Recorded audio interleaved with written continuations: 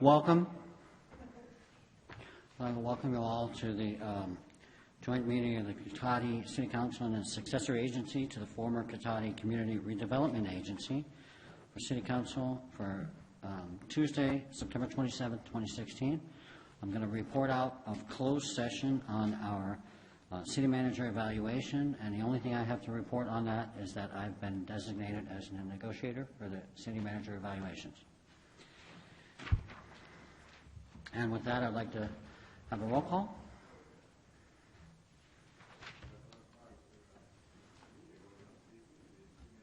Councilmember Skillman? Here. Councilmember Deloso? Here. Mayor Moore? Here. Vice Mayor Harvey? Here. Councilmember Landman? Here. And if you would, Mr. Moore, I'd like to speak to this item on the agenda. on the roll call, No, on the Pledge of Allegiance, which you're just going to call. hang on a moment, please. Let me silence this.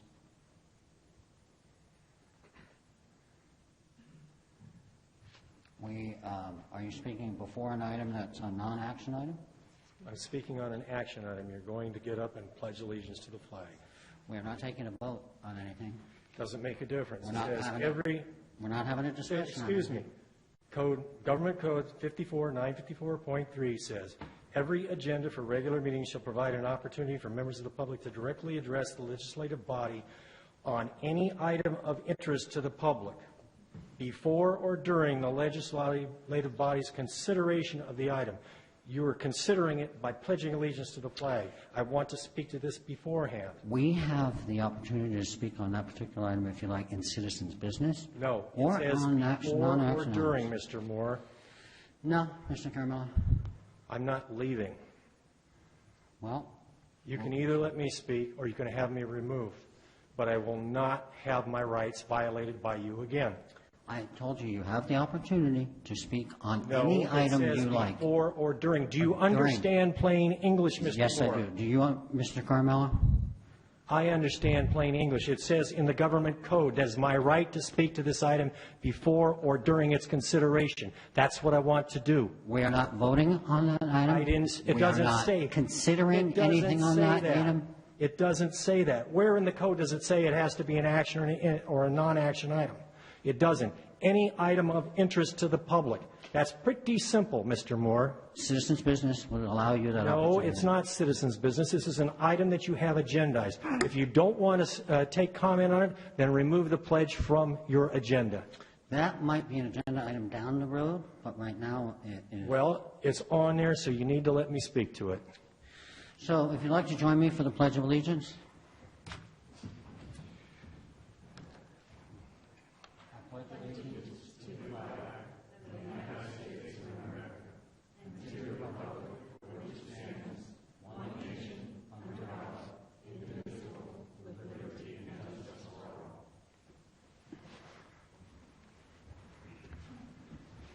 Now we'll move on to the approval of the minutes. Move to approve? Second. All in favor? Aye. Thank you. Just let that show 5-0. We're going to move on to announcements. The City of Cotati has special open office hours on Monday evenings from 5 to 7 p.m. by appointment in the Community Development Department at City Hall as part of its Cotati Open for Business program. This program provides personalized assistance and information to developers, current Cotati business owners, and those interested in starting a new business in the city. The Rohnert Park Cotati Regional Library hosts events for all ages, including art exhibits, book clubs, and children's programs. All events are free and open to the public. For more information, call the library at 584-9121 or visit sonomalibrary.org. The Cotati Historical Society Museum is open regularly the second Tuesday of each month from 5 to 7 p.m., Saturdays from 1 to 4, and by appointment. For more information, call 794-0305. Citizens interested in receiving City of Cotati community alerts via text or email are encouraged to sign up at nixle.com. The city offers a variety of recreation programs for all ages. See details on the web at cotaticity.org. Cotati Fall Curbside Cleanup is October 17th through 21st, 2016. Cotati residential customers may place their extra garbage that is contained in bags or boxes at the curb during this week for collection on their regular collection day. And then finally, Oktoberfest is October 8th, 2016, in La Plaza Park, and that is sponsored by the Cotati Chamber of Commerce. And what I think we'll do, if we don't have any disapproval on that, is I might move the citizens' business up, if I may. You can change the order of the agenda if the council wishes to do that. I would like to change the order of the agenda and move citizens' business right before proclamations, if there is a consensus among the council. No objection. Okay. Now we'll open up the citizens' business. Mr. Caramello, you have something to say? Yes, I do. This is the wrong portion of the agenda to be addressing this. I'll say that to begin with. The pledge is on your agenda, and you take the action of mouthing its words, because I don't believe this council or the council in any other city in California truly believes in liberty and justice for all, but only for their supporters and ideology-parroting sycophants. My goal is to make you aware of the pledge's history and to make suggestions for its improvement. The Pledge of Allegiance of the United States is an expression of allegiance to the flag of the United States and the Republic of the United States of America, originally composed by Colonel George Balch in 1887, later revised by Francis Bellamy in 1892, and formally adopted by Congress as the pledge in 1942. The official name of the Pledge of Allegiance was adopted in 1945. The last change in language came on Flag Day 1954 when the words "under God" were added. Colonel George Balch's pledge of 1887 was, "We give our heads and hearts to God and our country. One country, one language, one flag." Sounds like a conservative talk show host to me. Francis Bellamy and James Upham in 1892, the 400th anniversary of Columbus, came up with, "I pledge allegiance to my flag and the republic for which it stands, one nation indivisible with liberty and justice for all." The pledge was supposed to be quick and to the point. Bellamy designed it to be recited in 15 seconds. As a socialist, he had initially also considered using the words equality and fraternity, but decided against it, knowing that the state superintendents of education on his committee were against equality for women and African Americans. Bellamy, beginning with the new word allegiance, I first decided that pledge was a better school word than vow or swear, and that the first person singular should be used, and that my flag was preferable to thee. Bellamy considered the words country, nation, or republic, choosing the last, as it distinguished the form of government chosen by the founding fathers and established by the Revolution. The true reason for allegiance to the flag is the republic for which it stands. This was what I found very interesting. The salute. Swearing of the pledge was accompanied by a salute. An early version of the salute adopted in 1887, known as the Balch salute, which accompanied the Balch pledge, instructed students to stand with the right hand outstretched towards the flag, fingers of which were then brought to the forehead, and then followed by placing it over your heart and then letting it fall to your side. In 1892, Francis Bellamy, the socialist, created what was known as the Bellamy salute. It started with the hand outstretched toward the flag, palm down, and ended with the palm up. Because of the similarity between the Bellamy salute and the Nazi salute, which was adopted later, the United States Congress instituted the hand over the heart gesture as the salute to be rendered by civilians during the Pledge of Allegiance and the national anthem in the United States instead of the Bellamy salute. I thank you for this opportunity to have had to do the research to document my statements, which I am now about to make. As the purpose of this pledge was to acknowledge and reinforce, quote, the form of government chosen by founding fathers and established by bloody revolution, I believe the addition of a reference to the highest law in the land should be included. I pledge allegiance to the flag of the United States of America and to the Constitution and the republic for which it stands. You could also add equality in there, which I don't have. The Constitution includes the Bill of Rights, which protects individuals from their government. If our governors, including you, truly believed in this nation rather than attempting to pervert it to some liberal utopia, those rights wouldn't have to be enunciated. A good example of your duplicity is attempting to prevent individuals from speaking to items on your agenda for various reasons. You don't truly believe in diversity of opinion, diversity of ideas, or diversity of beliefs backed by diverse facts gathered from multiple sources. Thank you, Mr. Caramello. Your time is We're up. doing your citizens and your country a disservice. Thank you. Thank you. Ms. Barrett? Good evening, Council. I wish I had the power to have some items moved around on the agenda. Good evening, members of the public, people at home watching tonight. My name is George Barrett. I'm a former city councilman here in Cotati. I served the city with honor and distinction before our mayor, John Moore, took it upon himself to start a recall committee. and go out and do all his dirty work and business to try to lie and slander me in order to take my seat away from me, but that's another story. Mr. Moore is the unofficial town drunk in Cotati, as most people know. You can often see him staggering off the sidewalks, coming out of bars and so forth. And I want to thank the Cotati police who have cited him for drunk driving and so forth in the past. I want to get back to Ms. Tammy Taylor, our former city clerk, who's no longer with us. The city's official position is that Tammy Taylor has retired, but I will keep bringing this fact up. She did not retire. Tammy Taylor quit. Normally when people retire, they get thank yous from the audience, they get thank yous from the city council, they get accolades, they get a little cake, a little coffee, some farewells, some best wishes and so forth, but that doesn't happen to the people who quit in this town. Our employees come through the front door, the ones who quit go out the back door, or they get fired and go out the back door. So Mrs. Harvey here on the council at the last meeting tried to correct me by saying, George, she retired. And what I'm trying to tell you, Councilwoman, is that I don't trust you. You're not trustworthy. And you're covering for the city. Now, you may find that admirable, but we're not going to agree on this. Because common logic, common reasoning dictates that if that woman retired, we would have done this a different way. And I've been coming here almost 20 years now, and I know the way that you guys do things. And it wasn't done the normal way. We've had Diane Thompson not been given a formal farewell, Joan Hayes, Marcia Sue Ludwig. These are people who all work for different cities and different organizations now. They did not get a farewell because they quit or they got fired. So stop playing games. Now, Mr. Deloso, at the last meeting, we discussed a new contract with a company to extend the video data storage for our police video body cameras. And I simply brought up the fact that, look, our police chief doesn't wear a body cam. You're not requiring him to wear a body cam. He's the chief law enforcement officer in this town. He should have a body camera when he's interacting with the public. Had he been wearing a video camera at times when he's tried to arrest people or threatened arrest, you would have saved the city hundreds of thousands of dollars in legal fees and settlement fees.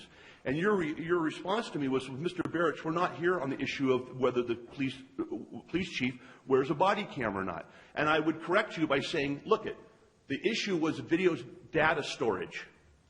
If the police chief was wearing a body camera, guess what, Mr. Deloso? You got to buy more storage. It was completely relevant. If you're going to start adding police officers... Thank you, Mr. Barrett. May I have another minute, sir? You may have a couple more seconds. Okay. I'm just trying to say, you stand corrected. It was completely apropos to bring up the fact that the police chief should be wearing a body camera if he's interacting with the public. And yes, please buy more storage if you feel the need. Thank you, Mayor. Thank you. Ms. Alderman.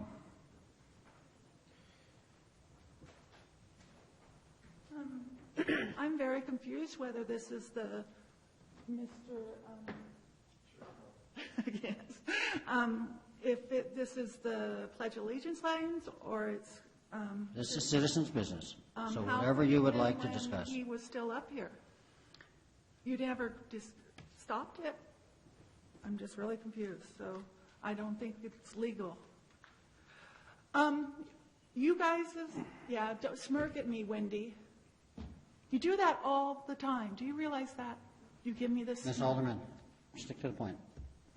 Well, she needs to It's not a dialogue, it's information you're presenting. You guys are ruining this city financially. I'm sure none of you really looked at what I sent.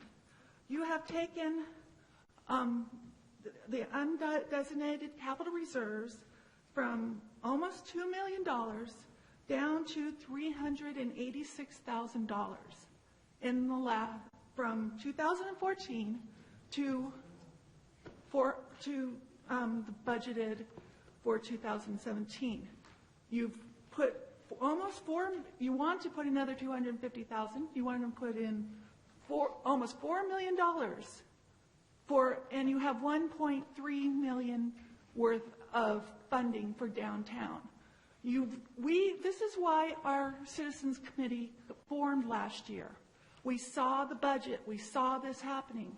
You've drained all the money out of the city on this project, out of pride out of whatever, but and then you've turned us around and not let us say a word without being beaten up by you guys verbally. I hope you're proud of yourself. Thank you. I have a speaker card here, Mr. Kirkland.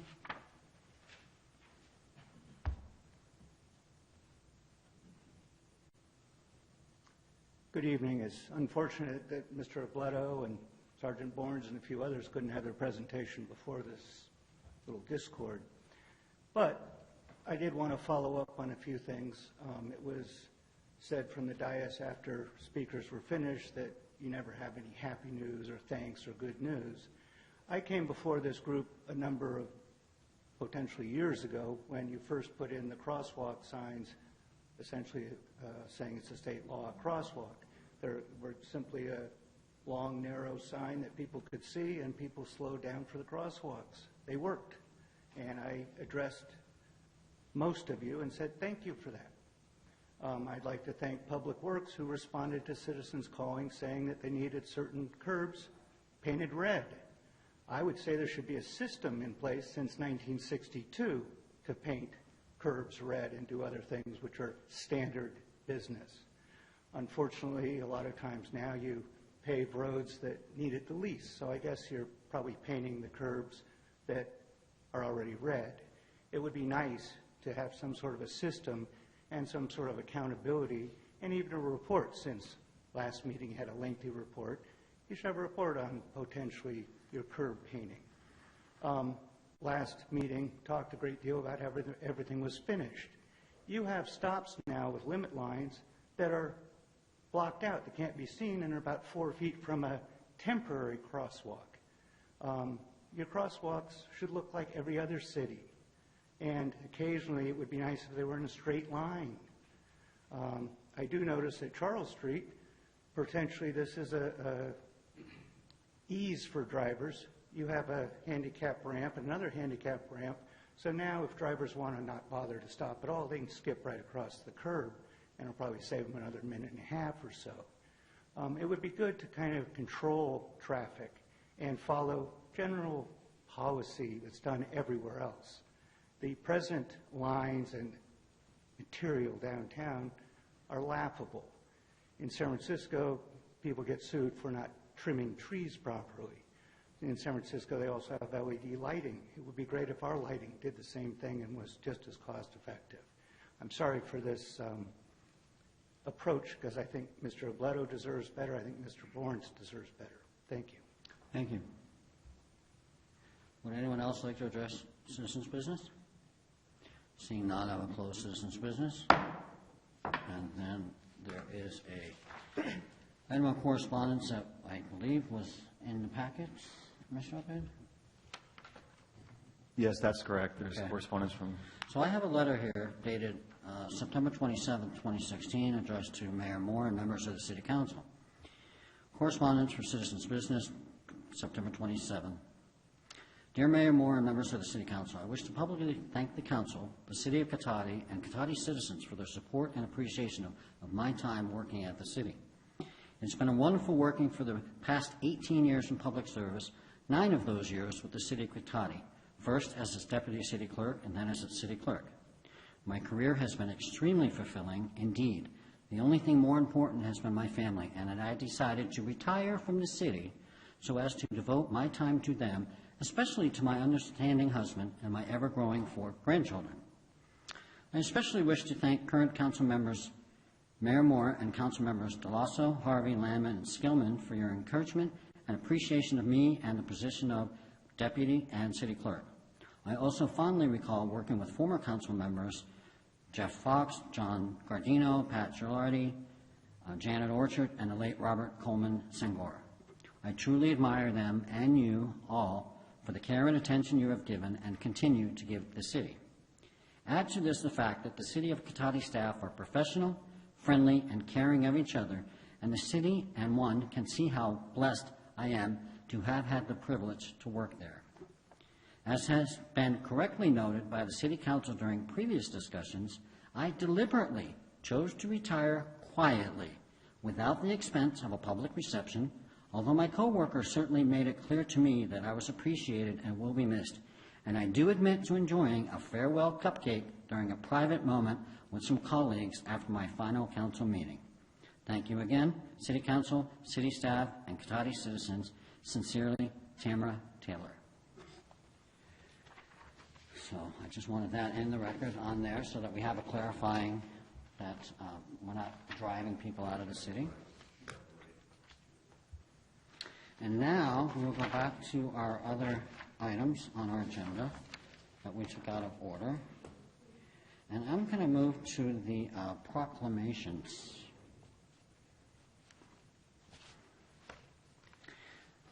Mr. Rubin, we just have the one?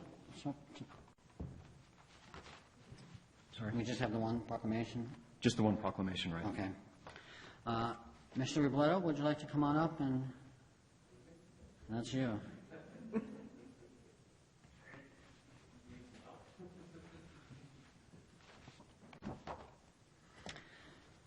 On behalf of the City Cotati and the council I should members. come there first, though. I got something for you. Okay. Because I don't want to feel guilty for the honor you give me. So when you got time, you read this book. It'll be out, and that way you know what you did. I heard about that. Thank you very much. I'll share this with the council. So that's yours. Thank you very much. Yeah. So yeah. So now we can go back. Now you can go back.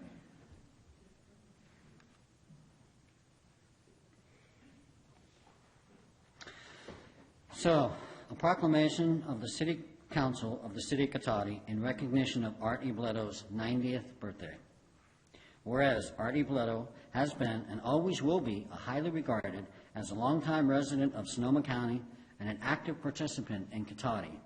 And whereas, having his fill of despots and constraints on freedom, he left his home in Italy in 1949 and came to America. And whereas, as a young immigrant who spoke no English, but distinguished himself as an innovator, leader, and self-starter by taking risks and establishing himself with his culinary brilliance. And whereas Art is known for his tremendous professional endeavors and by his remarkable civility, and whereas he has a long history of helping the public by providing meals for the disadvantaged and his willingness to fundraise for relief efforts of those in need, and whereas he is an example to others by his individuality and gumption, and whereas Art E. Bleto will be honored by friends and relatives on the occasion of his 90th birthday on October 2nd, 2016. Now therefore be proclaimed this 27th day of September 2016 that the City Council of the City of Cotati do hereby extend our sincere thanks and appreciation to Art E. Bleto for his years of excellent food and his generous service to our community, and wish him all the best on his birthday. Congratulations.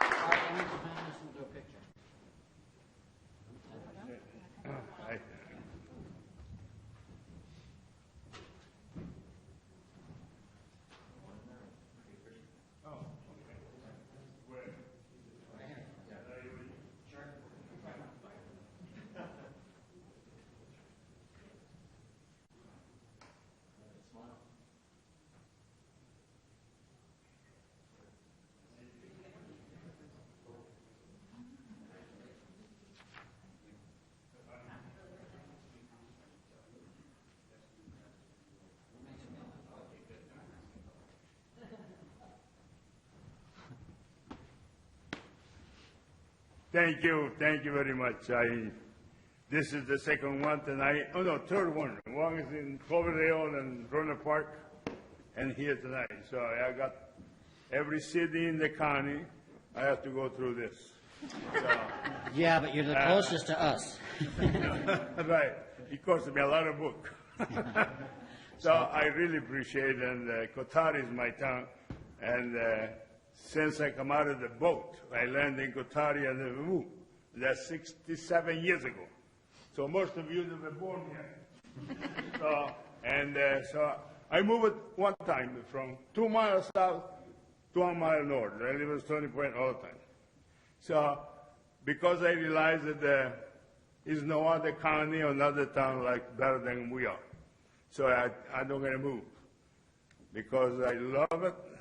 I love everything here. And my health is good because I work a lot, all the time, 7 days a week. And the good Lord delivered me for one reason, because He don't need me there, He need me here. A lot more than there, because I help people when they need. I do a lot of benefit. So, and this helped me keep on doing it, because I know that people, they realize what I don't ask for, but I take it. I'm going to put this whole big thing in the restaurant, but people, they can read. I don't know if I got enough room in the restaurant to put them all, but I try. So thank you very much. And I got even, it's my birthday coming 90 next week. So I don't complain.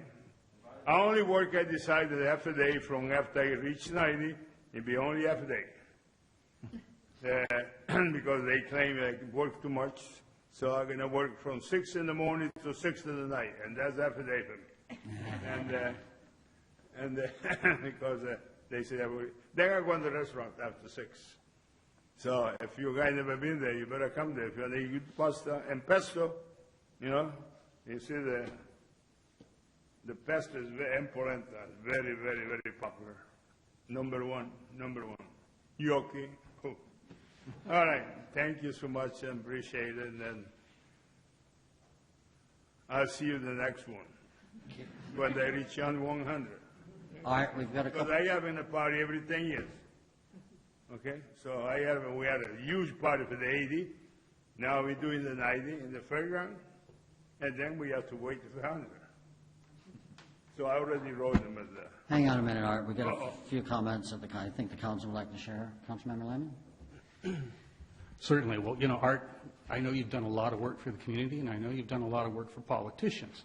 So you probably noticed one thing about politicians, they're real careful about saying anything too dangerous publicly, coming down too honestly on something. I'm just going to say it right now. Best green pesto in the county. My favorite. And you reminded me, and frankly, I like the polenta a lot, too. So that had to be said. And I know you had a lot of these go tonight, but I know Cotati's got a special place in your heart. And I also think you have to admit ours was the most entertaining. We bring the bang for the buck for you, so I hope you had a good time. Thank you. I appreciate that. Yeah, I'm glad somebody liked it. Yeah. Vice Mayor Harvey? Yeah. Well, congratulations, happy birthday. And my favorite is actually the polenta lasagna. That is my favorite. It is the best. Right. But congratulations and happy birthday, and I can't wait to see you at your 100th. Thank you. Councilmember Gillespie? Giovanotto, buon compleanno per te. We can sit here and talk Italian all night, and you guys won't know what exactly we're saying, which I think is a huge advantage. But I got to tell you, Art, my dad used to talk a lot about you when he was running the Green Mill Inn. That was many years ago. And I'd like to taste your homemade raviolis to compare them to his homemade raviolis that he used to make. So I think I'm going to challenge you on that one. I want to try your ravioli one day. But I've been down to your restaurant down in Petaluma. It's great down there. Good food. You guys, you got to go. Why am I plugging Petaluma? I shouldn't be doing that. But I'm plugging your business. And many wishes, and we want to see you at 100, so keep going strong. Thank you. You next. Councilmember Skill. Since we're showing off our language skills, bon anniversaire. Happy birthday, and thank you for all that you've done. I know I've been to so many events at our city that you have catered, and it's just been wonderful. So thank you, and we're looking forward to 100 as well. One more thing before I forget. I forgot to mention that besides the pesto and the food and everything, we also make the best wine right here in Cotati. The best you can ever drink. And we make 4 different wines, and in the week we're going to be unveil a new brand. We call them Primavera. Imagine that. think about it. Prima bella. Prima, that means first beautiful. It's a blend between Shiraz and Pinot, and they are all both gold and gold together. So imagine where you come out. It's beautiful. So also Cotari, we got the best wine. You never believe it years ago that Cotari we have the best wine. We got the best class and double gold on everything.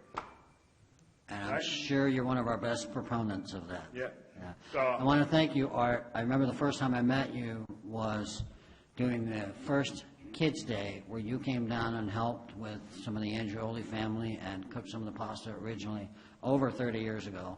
And continuing on in your charitable giving is to be commended. I thank you and wish you a happy birthday, and we'll see you in 10 years. Thank you.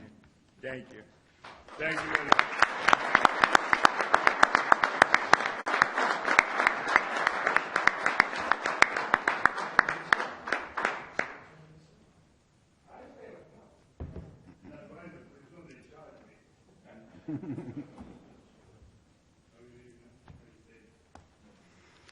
Mr. Obid, we'll move on to presentations. Yeah, thank you, Mayor, members of the council. I'd like to start this item by asking Sergeant Bournes and Chief Parrish to approach the speaker's podium, please. And I'd also like just to lead this off by thanking Sergeant Bournes for all his work on behalf of the community here in Cotati, and congratulating him on his retirement from Cotati and his long career in public safety as a peace officer. And it's been an honor to work with you. Thank you. Good evening, Mayor, Council. So Art is going to keep working at 90, and Steve Bournes is going to retire at 50. Here we are. So a couple things about the sergeant that you may or may not know, that he is a Santa Rosa native, and he was actually a reserve police officer in Cotati a long time ago. That's when he started his career. And then he lateraled to the Mendocino County Sheriff's Department, where he was a sheriff's deputy. And then he lateraled again to the Mendocino County District Attorney's Office, and he was a district attorney investigator there. So he had 10 years of service prior to coming back to Cotati and Mendocino County. I'd like to recognize in our audience his retired Chief Bob Stewart. Bob Stewart hired Steve Bournes as a sergeant, and he's been with us for 18 years as a sergeant here at Cotati. So during Steve's career, he earned a bachelor's degree at the University of San Francisco, and he also graduated from the Sherman Block Leadership Institute, which is a well-recognized California Leadership Academy for law enforcement. It's a lot of work to get through that, and not everybody has that credential. During his time at the city, he got us $500,000 in police grants to combat crime, and he's ready to move on. He's got a second career he's going to do, so I'm exaggerating. He's going to keep working like Art. I don't know about until 90, but he is going to keep working. So I'd like to congratulate him. And we have his one of the older sergeant badges on a plaque. The newer sergeant badges are much cooler. I invented those ones. So, Sergeant, on behalf of the City Council, on behalf of the City Manager, and me as the Chief of Police, we all congratulate you on your retirement.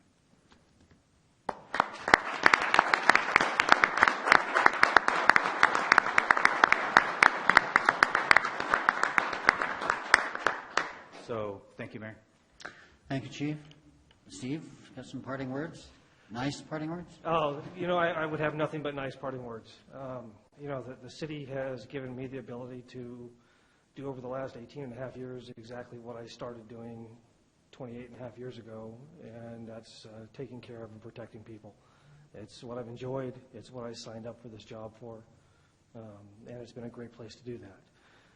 I've worked under a lot of different council members, a lot of different mayors, different city managers, different chiefs, and I can say that I feel really well and happy with the direction the city is taking. I like what I'm seeing. I think it's going to be a bright future for the city. I think Damien is doing an excellent job. I think you as a council are doing a wonderful job. Chief Parrish is very visionary with what he's doing within the department, and I think that it's going to be a good future. And of course, I want to thank Chief Stewart for being a lieutenant when I was hired as a reserve, and then and seeing fit to hire me as a sergeant many years ago. Without him, none of this would have happened. And then, of course, the last thing, I guess, is my wife. Without her, none of this would have happened. So she's been a single parent basically 4 nights a week for the last 18 years or 17 years, and it means a lot. Thank you, Steve. Councilmember Skillen? Well, thank you so much for all of your years of service. I was trying to figure out if we'd overlapped in Mendocino DA's office, but I don't think we did. I think you predated me by a little bit. I was there under Susan Massini. Okay, Meredith Lintott. Okay. Now that we've got that square.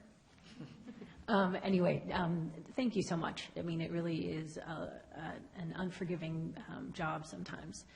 And I know that a lot of times, too, we see the worst in people. So I'm really glad that you're retiring with such a positive attitude and that you know and understand that you've given a lot to our community, and we really appreciate it. So thank you. Yeah, thank you. Councilmember Lawson? Steve, I've known you for a long time. It'll be tough to see you go, so I'm not going to get emotional if you don't. So just, I'm giving you the heads up right now. Don't do that. Yep. I got to say, retirement is, I guess from what I hear, it makes Stu looks great, so I'm thinking there's hope. So for all of us, I'm ready anytime here. And, you thanked the most important person, and that's your wife, because, those of us that are working and doing council, and, we're away from home a lot. And you need to have somebody around who's strong and can take care of all those really important things in our lives. And it's not that we're doing this intentionally, but, it's just, it's the nature of it. So I applaud you for saying that. That was really cool. And thank you for all your years of service, and good luck with whatever's going to happen. Yeah, thank you. Vice Mayor Harvey? Well, I'd like to know first one question. What is it that you're going to do? Can you share that with us? I can. I don't. Some of you may know that my father's been in business in Santa Rosa for the last 55 years. He started Econoline Signs when he was 17, and he turned 72 this last March, and he's still working every day, and I'm going to be stepping in and working with him, and eventually he's going to phase himself out and do whatever he wants to call retirement after all these years. So it's a good thing. Great. So you're going to actually help him retire? Yes. Great. Well, that's wonderful. I also want to thank you for your service, and I want to thank your family for sharing you with us, because I know that every police officer needs their family behind them no matter what. So thank you to your whole family for being there for you and supporting you. And I wish you all the best in your retirement, and come back and visit us sometime. Oh, I will. Yeah. All right. Good luck. Thank you. Well, Sergeant Bourne, Steve, congratulations. See, there it is. There's that retirement smile. I know that smile. You just can't help yourself, and that's good. You shouldn't. I just want to say it has been an absolute pleasure to work with you. I can see why you should take great pride in what you've brought to this community. You've been a part of it for a long time. You've brought a lot here. I know from my observation, I've always seen you as smart, calm, and thoughtful. And these are great attributes to bring to any community. And we've been better for you being in here and bringing that, I believe. Just the things that you've done and helped the department with. And I know even in recent years, I've seen them work together actually with you in small things to try and benefit this community. You helped to make a difference, and that's not lost on all of us. So I'm very proud of that, and I think you definitely should be. 18 years is one heck of a career. So I was going to say the same thing, don't be a stranger, come by and visit, but maybe we'll come visit you. You're in the sign business, and gosh knows every few years we all need to do that. So the good news is we look forward to seeing more of you, and hope you enjoy your retirement very much. And congratulations to your family as well on this. It's a big thing. Thank you. Steve, I just want to say congratulations in all the years I've known you and your work in the community and the city. It's been nothing but positive things. I know that your wife and your father must be very proud. And I wish you the best in your retirement, and hopefully we'll see you around. Yeah. Thank you very much. Thank you. And I'm sorry, but we didn't get any cupcakes, I don't think. That's okay.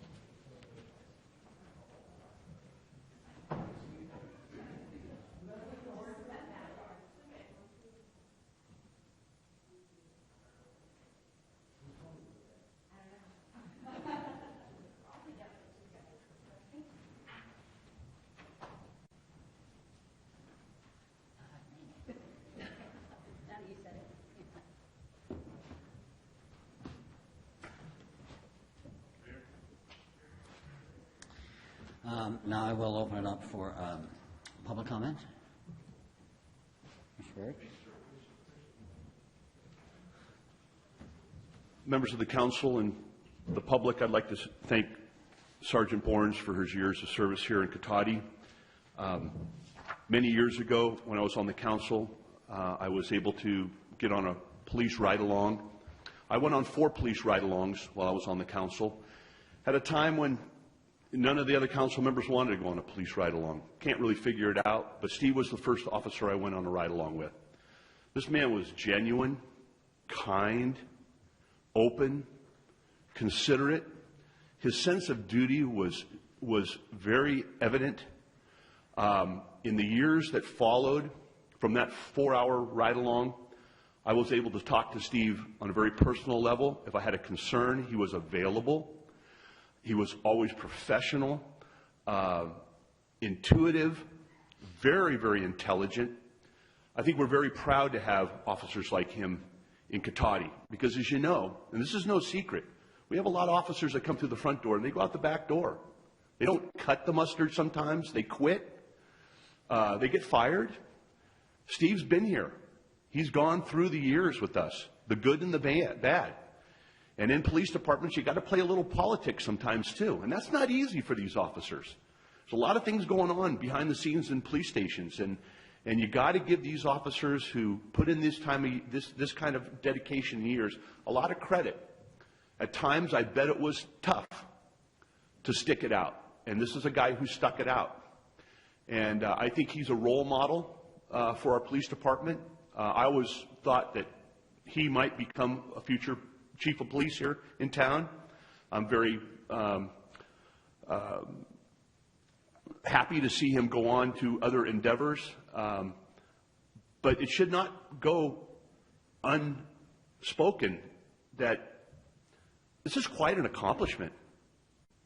Whether it be a firefighter or a police officer, this type of dedication, this kind of service to the community is rare. And we see Bob Stewart here tonight as well. He also served with dignity and great trust that we gave him in the community.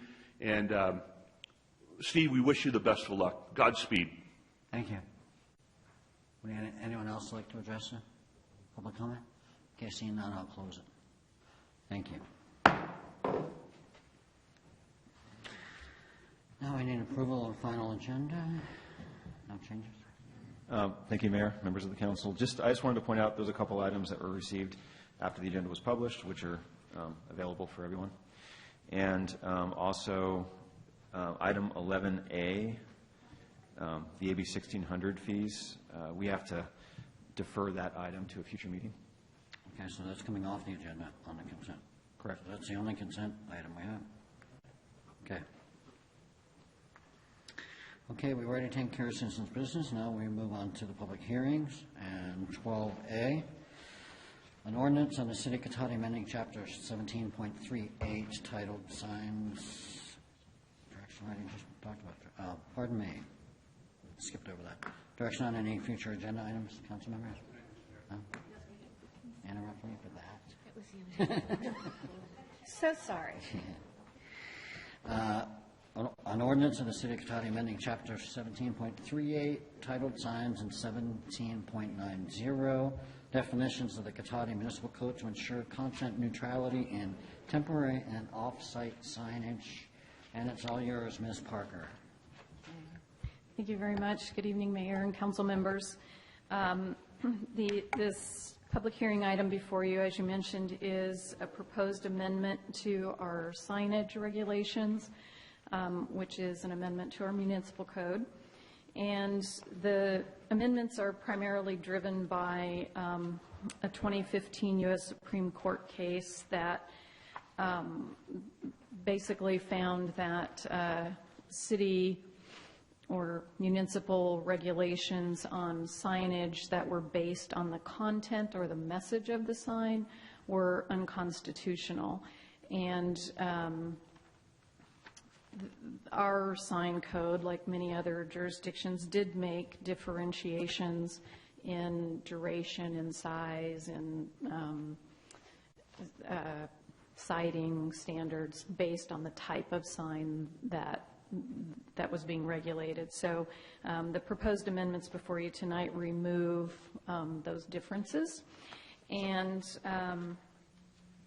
I can go through those in a little bit more detail in just a moment, but I want to point out that we took this to the Planning Commission on August 15th.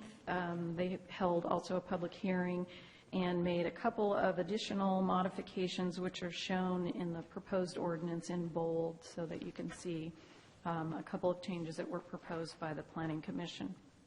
So in summary, the amendments, and I'm now referring to page 19 of your packet, the Planning Commission staff report, the proposed amendments remove the varying allowances and requirements based on message, as I said, and set uniform requirements for all temporary signs. And we remove specific references to real estate signs, fuel signs, because those already have some state-level regulations which govern those, and we didn't feel a need to repeat those. Also, we have removed, we've further clarified the differences in non-commercial and commercial temporary signs, and we can get into that in a minute. And we've established that construction signs and subdivision signs, those are the ones that you see up on construction sites that say coming soon, or they provide direction to delivery trucks or contractors. Those can now be permitted. They're no longer exempt, but they can be permitted either through a limited term permit, as you might do for sales, trailers, and model homes, or through a simple building permit that is pulled if it's of significant size. And the last general change that we made is that we clarified that ornamentation such as street address markers, flags on residential property, other architectural ornamentation that folks might choose to put on their homes themselves are not signs. So we make that clarification that eases any confusion that might exist for individual homeowners. I'm now moved on to page 27 of your packet, and this first section here is probably the most significant change, and it has to do with temporary signs. And these are still falling under the sign types that are exempt from permits. So these were real estate signs and real estate signs and social issue signs, some construction signs. By social issue, I mean election signs, essentially either candidate or issue signs. And rather than making a distinction among all of those types and having the varying regulations, we've combined all of those types and primarily used the duration and the size that applied to the social issue signs, because those are the most common, those are the ones that we felt were the most important for people to be able to display and have clear indication for everyone. So we've essentially taken the 60-day period of display plus 60 days prior to election and 10-day after that applied to election signs and made that for all temporary non-commercial signs. We've taken the size, that is the aggregate sign area of 12 square feet in residential districts or 20 in non-residential districts. That was those were the size allowances for social issue signs, so we applied that to all temporary signs, so we're not reducing the social issue display size or duration. The Planning Commission added a couple of clarifying points in section C1, the duration. There they clarified with the word calendar for year, so we had 2 times per year, and the commission wanted to add calendar year. And they added with a minimum of 30 days between postings. So the way this is structured, it would allow a 70-day duration 2 times a year, so for the 2 general elections that you might expect in election years. And the 30 days in between just allows for those not to become visual clutter, that there's enough time in between the postings.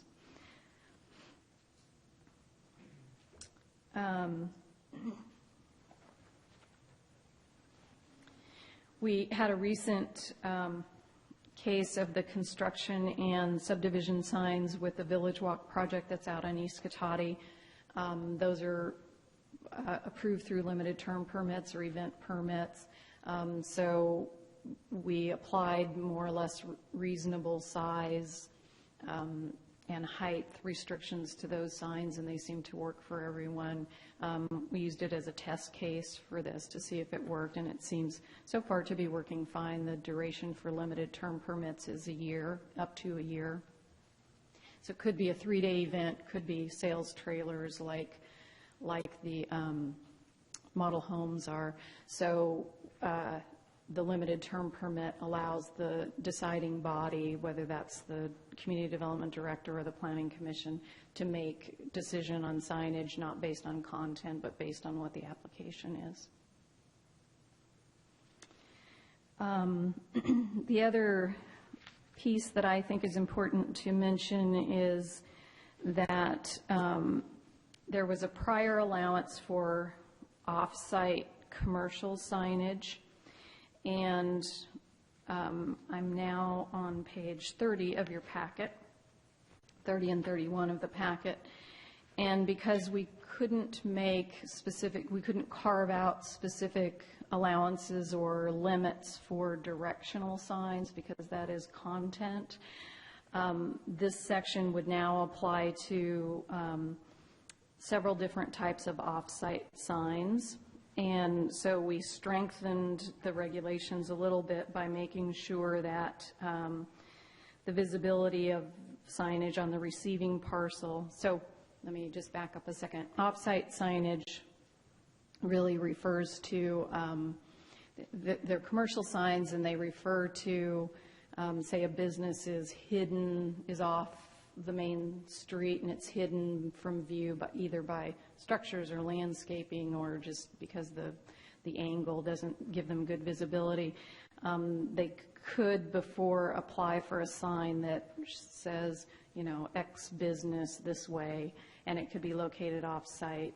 So that's what I mean by off-site signage. And so because it now applies to messages other than directional, we wanted to make sure that we were achieving a couple of, that it wouldn't get out of hand and become, as I said, visual clutter. So we added this paragraph 3 that the signage of the receiving parcel isn't impaired, that it's integrated into the receiving parcel as best possible, and that it doesn't remove required parking or landscape that would otherwise reduce the visual quality of the receiving parcel.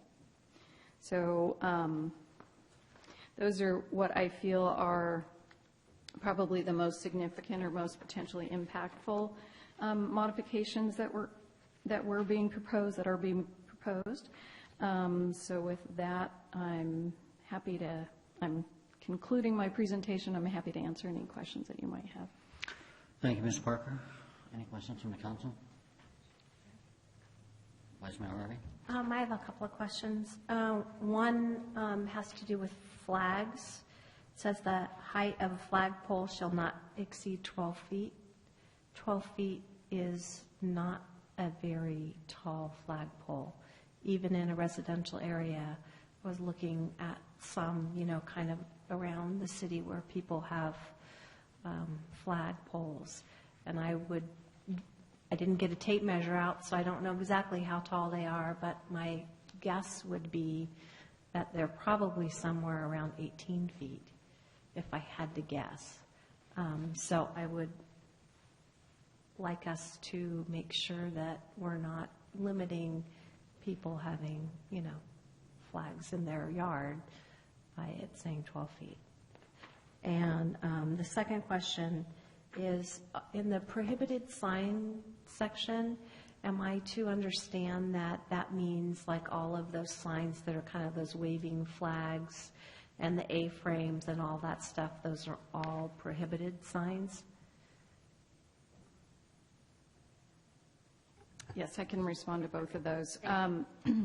The 12-foot height limit on the flagpole only applies to temporary exempt signs, so it doesn't preclude someone from coming in and asking for a higher height of flagpole. It's just that it would be subject to design review by staff for sighting and visual, making sure that it doesn't block visibility and that it's got the proper structural. It would probably also require a building permit to ensure the structure was sound. It's just saying that if you're 12 feet or below, it's exempt from any of that. So I, as a resident, if I want to put up a flagpole in my yard, I have to come down and go through design review? Is that what you're saying? Not design review by the committee, but design review by staff. It's not necessarily an over-the-counter permit. Okay, I just want to be clear as to what we are asking people to do. And as far as the prohibited signs go, there's a series of sign types that are prohibited. We don't allow moving signs with moving parts, can signs, roof signs, etc. The A-frame signs are allowed so long as they're only one per business and they're not in the public right-of-way and they're on the property, that they're the same property as the business. Banners are allowed. Pennants and streamers, those are the ones that back in the day you used to see on car lots, probably still see them, but the little triangular shaped lines of flags. Those are generally not something we permit through any type of something like a banner permit because they can quickly be visual clutter.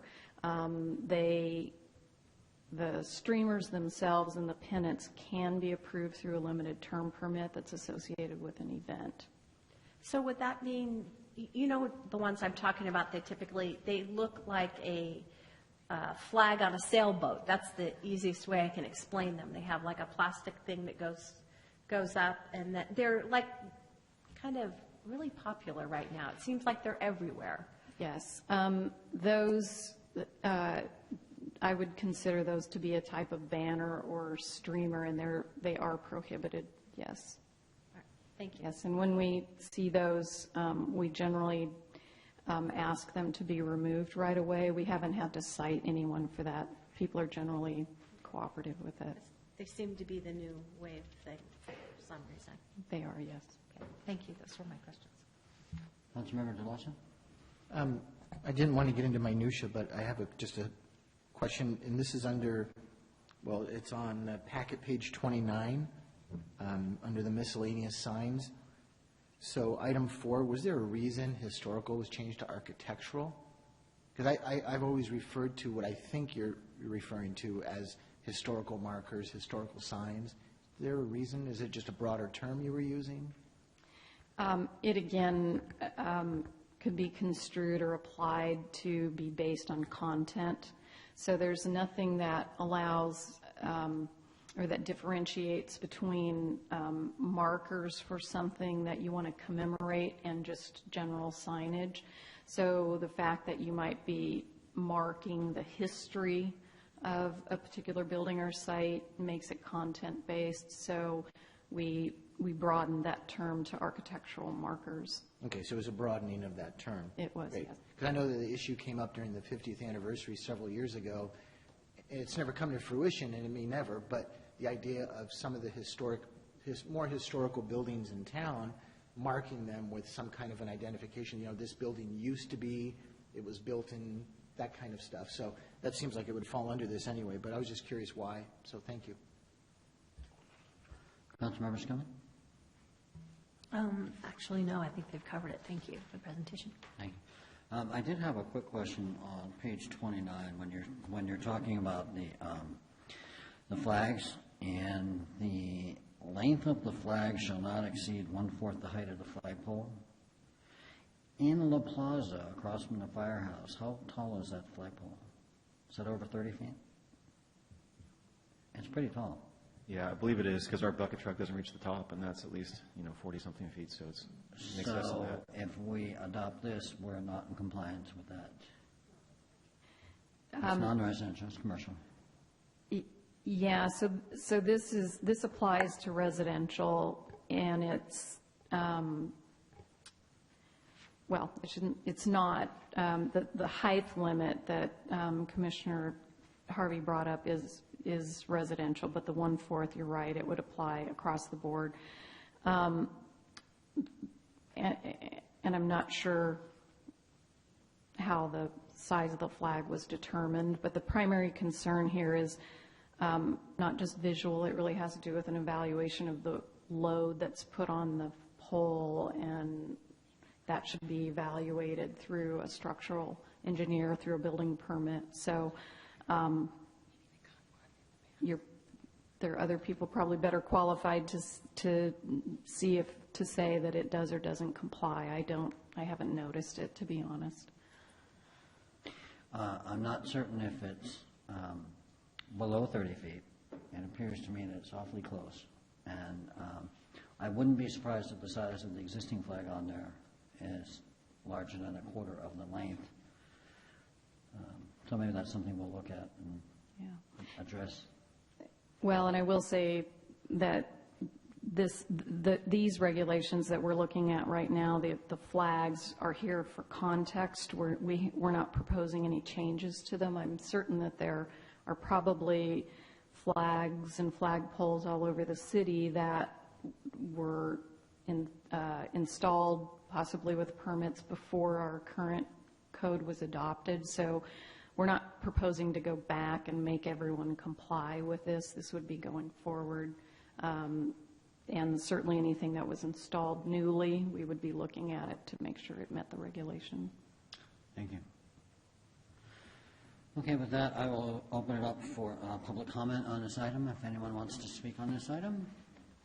Seeing none, I will close public comment on that and bring it back to the council for some direction. Okay, well, doesn't sound like there's any further discussion. Looking around, no. So I make a motion to introduce an ordinance amending Chapter 17.38 titled Signs and Chapter 17.90 titled Definitions of the Cotati Municipal Code to ensure content neutrality in the regulation of temporary and off-site signage. Second. All in favor? Aye. Let the record show that's 5-0. Thank you. Now we will move on to the downtown specific plan. Thank you, Ms. Parker. Downtown specific plan revitalization project request for additional appropriation for street improvements. It's twice tonight. Oops. Okay, regular agenda items. 13A, Safe Parking Pilot Program Alternatives. Same speaker, Mr. Abid? Yes, yeah, thank you, Mayor, members of the council. So just to remind everyone that may not know what the Safe Parking Program is, it's a program run by the county for people that own vehicles but do not have houses or places to live. And the county runs this program with the intent of trying to connect with what is primarily the newly homeless and make sure that they are offered services early and aren't allowed, ideally, to slide into chronic homelessness. And there's the program itself is run by Catholic Charities under contract to the county, and Catholic Charities receives applications for program participants. So someone that wants to park in one of these parking lots would have to fill out an application, and Catholic Charities screens the application and then approves the participant, and then places the participant in one of the safe parking lots, wherever that might be. They're currently they're primarily around the Santa Rosa area, is where the safe parking lots are now, and the people, the sites that host these parking programs, they host them through an agreement with Catholic Charities that outlines the terms and conditions of the program, and Catholic Charities does the on-the-ground monitoring of the parking program, ensuring that everyone's complying with the program requirements, and there's nothing happening there in violation of the agreements with the property owners. These sites primarily, aside from the county site at PRMD, most of the sites are at churches countywide. And in some initial discussions with some of these program sites, they were described as very well run. And if there was any issues, Catholic Charities typically addressed them quickly and promptly, and they didn't recur. So a couple meetings ago, Council gave direction to further evaluate the program and look for potential sites. And so the item before you tonight is an initial screening of city sites, potential city-owned properties, where we could host an initial pilot program.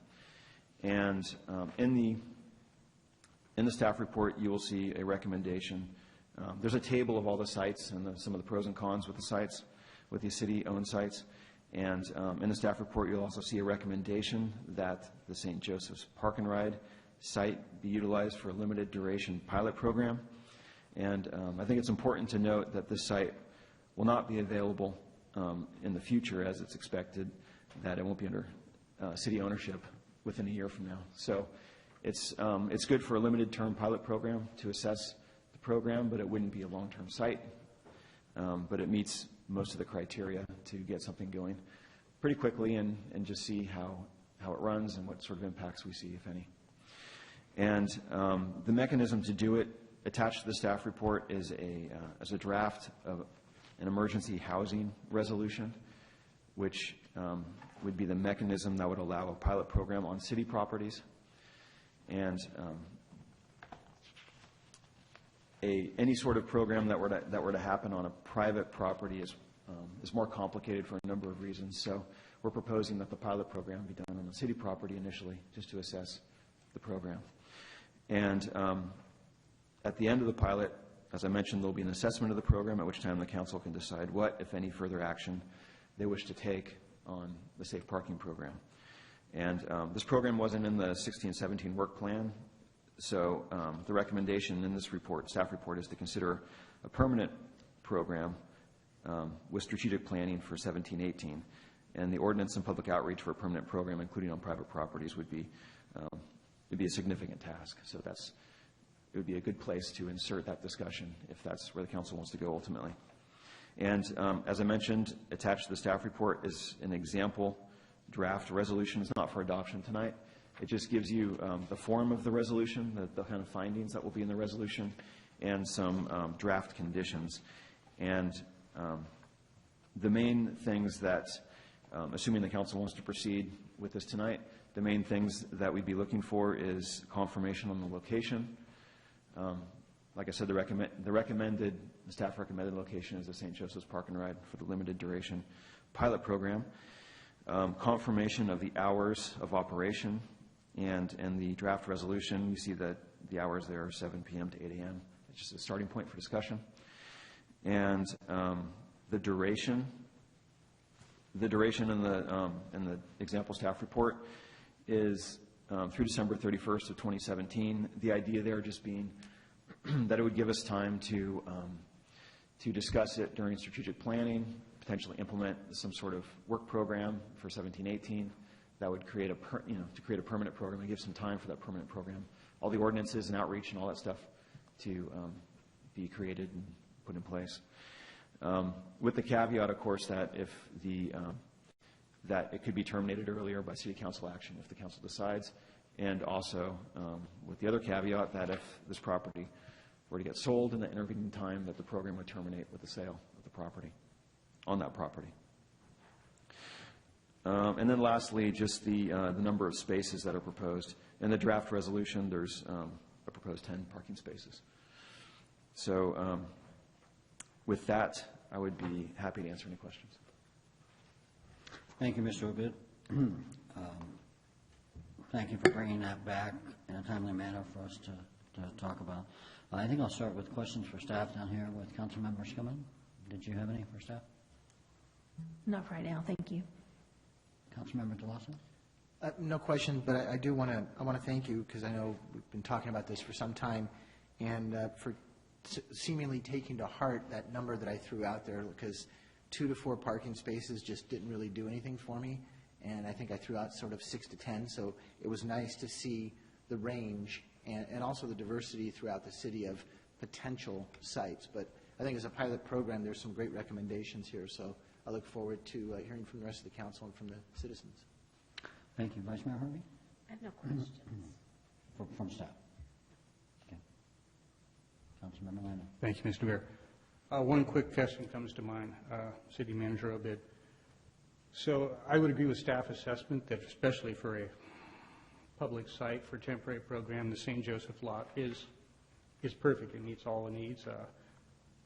But with the possibility that this may sell or anything else, I know I have my own idea looking at the pros and cons, which sites seem better, which might be more problematic for neighbors or businesses. I'm curious what staff's would be assessment if we needed a backup site for some reason, if this did sell, if for any reason.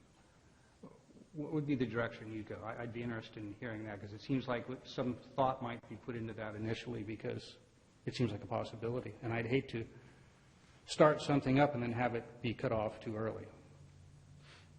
Yeah, I think most of the other sites have residences nearby, so it would take some additional outreach, prior to suggesting a site. There were some sites that seemed like potentially better candidates than others. One of them might be the Apple Valley Park and Ride, or potentially Putnam Park, or potentially the Rancho Doble Fire Station area, that parking lot between the Scout Hut. But that is only I would only say some preliminary thoughts. It would really take some outreach to. Yeah, my personal thought, and obviously we're not there yet, so we don't need to discuss it, but I would have a hard time moving to a second choice if it was somewhere by a neighborhood where we had not done the outreach first, because for me personally, got to hear back on that. And that's why I'm supportive of having this test run of this, because that will answer a lot of questions and make it easier, I think, for us to do this. But I wouldn't want to, because I know there would be understandable concerns from the community, and we haven't done the outreach we need to do, and the Catholic Charities usually does with this. So, okay, that's good now. I see a few potentials. That's about the only caveat I would have. I would be very uncomfortable and couldn't support moving into something, even on a temporary basis, without doing the outreach first. Other than that, I'm completely supportive. Thank you. Just to follow up on that, I think, if in the event the St. Joseph's Park and Ride lot gets sold during the duration of the pilot program, It won't happen overnight. There'll be plenty of advanced warning of that so that we'd have enough time to reach out on some of these other sites and just see what the issues are, if any. That's good. I think the response time would be useful. I have a good comfort level now with that. Thank you. Yeah. Yeah, I think that was some of my concern with the recommendation. The recommendation is to basically take this as a pilot and then do nothing until 2017, 18. If something were to happen, I would hate to, as Councilmember Landman said, to start this up and then have to stop it because it's sold. So I guess one of the things that I would be wondering is if we couldn't at least do enough to have a backup plan, because we know that that's a highly likely probability that that will happen. So I just would hate to have us, be here, next March and find out that we have to just abruptly stop something and haven't done a little bit more work on that. Yeah, I will clarify that if a sale were to happen, the actual sale of the property would probably happen quite a ways out, right? That normally happens on the tail end of any sort of process. For example, if it's part of a development process, the sale wouldn't typically happen up front. It would typically happen at the end of the process, after entitlement and everything. So I certainly, I certainly wouldn't, I'm not suggesting that it would just, unceremoniously just get dumped at some point. I think there would be there'd be a process. It'd be a fairly long process if that were to happen, and we could figure that out at that time.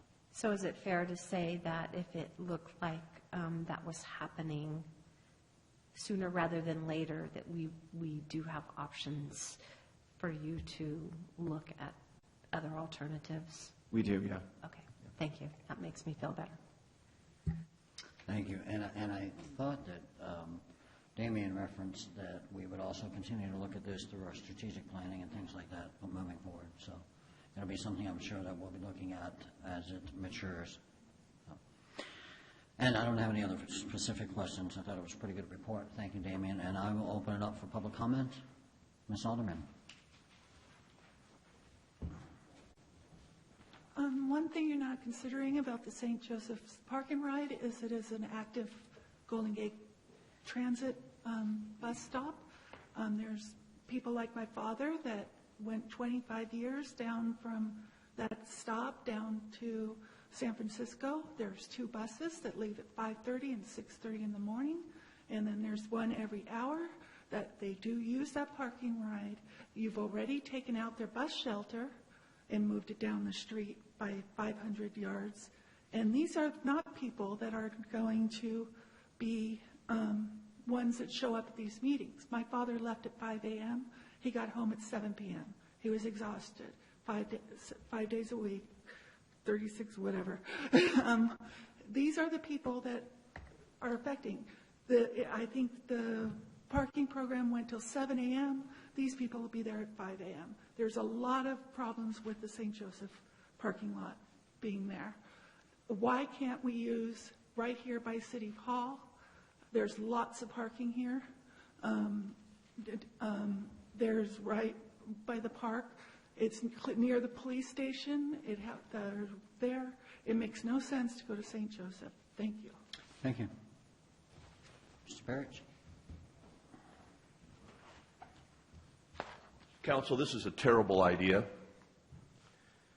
First and foremost, it does not address Mr. Deloso's concerns of 2 years ago, which he said on the record, I'm very, very concerned about how cold it's getting outside, and I'm very concerned that people may be freezing out here in Cotati at night, and I'd like to see this put on the agenda. Now, this was a couple of years ago.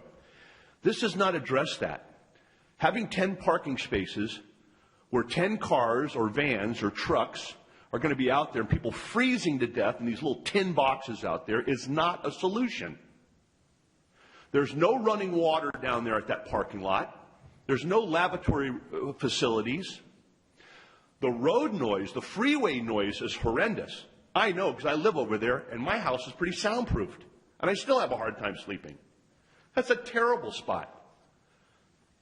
These people should be close to a civic center, close to resources, stores, in public view. They shouldn't be hid out someplace where you can hide our homeless. They are our homeless. There are people in this community. They pay taxes. They deserve decency and respect. We have perfectly good bathrooms here across the road here at the old middle school. That should be open for the homeless. Like Lori Alderman said, there should be 10 or 15 spots out there. If we're going to allow them to freeze, because I guess, Mr. Deloso, that's really what you're suggesting here, that they can use that bathroom or the bathroom down at La Plaza. How are they going to relieve themselves? Has anybody thought of that with all of our genius engineers and our worldly city council leaders? Is this decent for the homeless? We have 6 meeting rooms over here that are 30 feet by 40 feet. Not used. We don't use them. Air conditioned, electricity, heating, lavatory facilities, running water. Quiet, next to a police station. Why isn't this on the board? 10 parking spaces where people can freeze. Well, Mr. Deloso, we have failed you, sir. We have failed you. Because this winter's going to come, it's going to be just as cold and icy. You know what? And you and I are going to be snug, sleeping in our warm beds with our fireplaces going, and those people are going to be out there in the cold. I care about them, sir. Do you? You're fine with this. How dare you? Thank you. Ms. Lovey?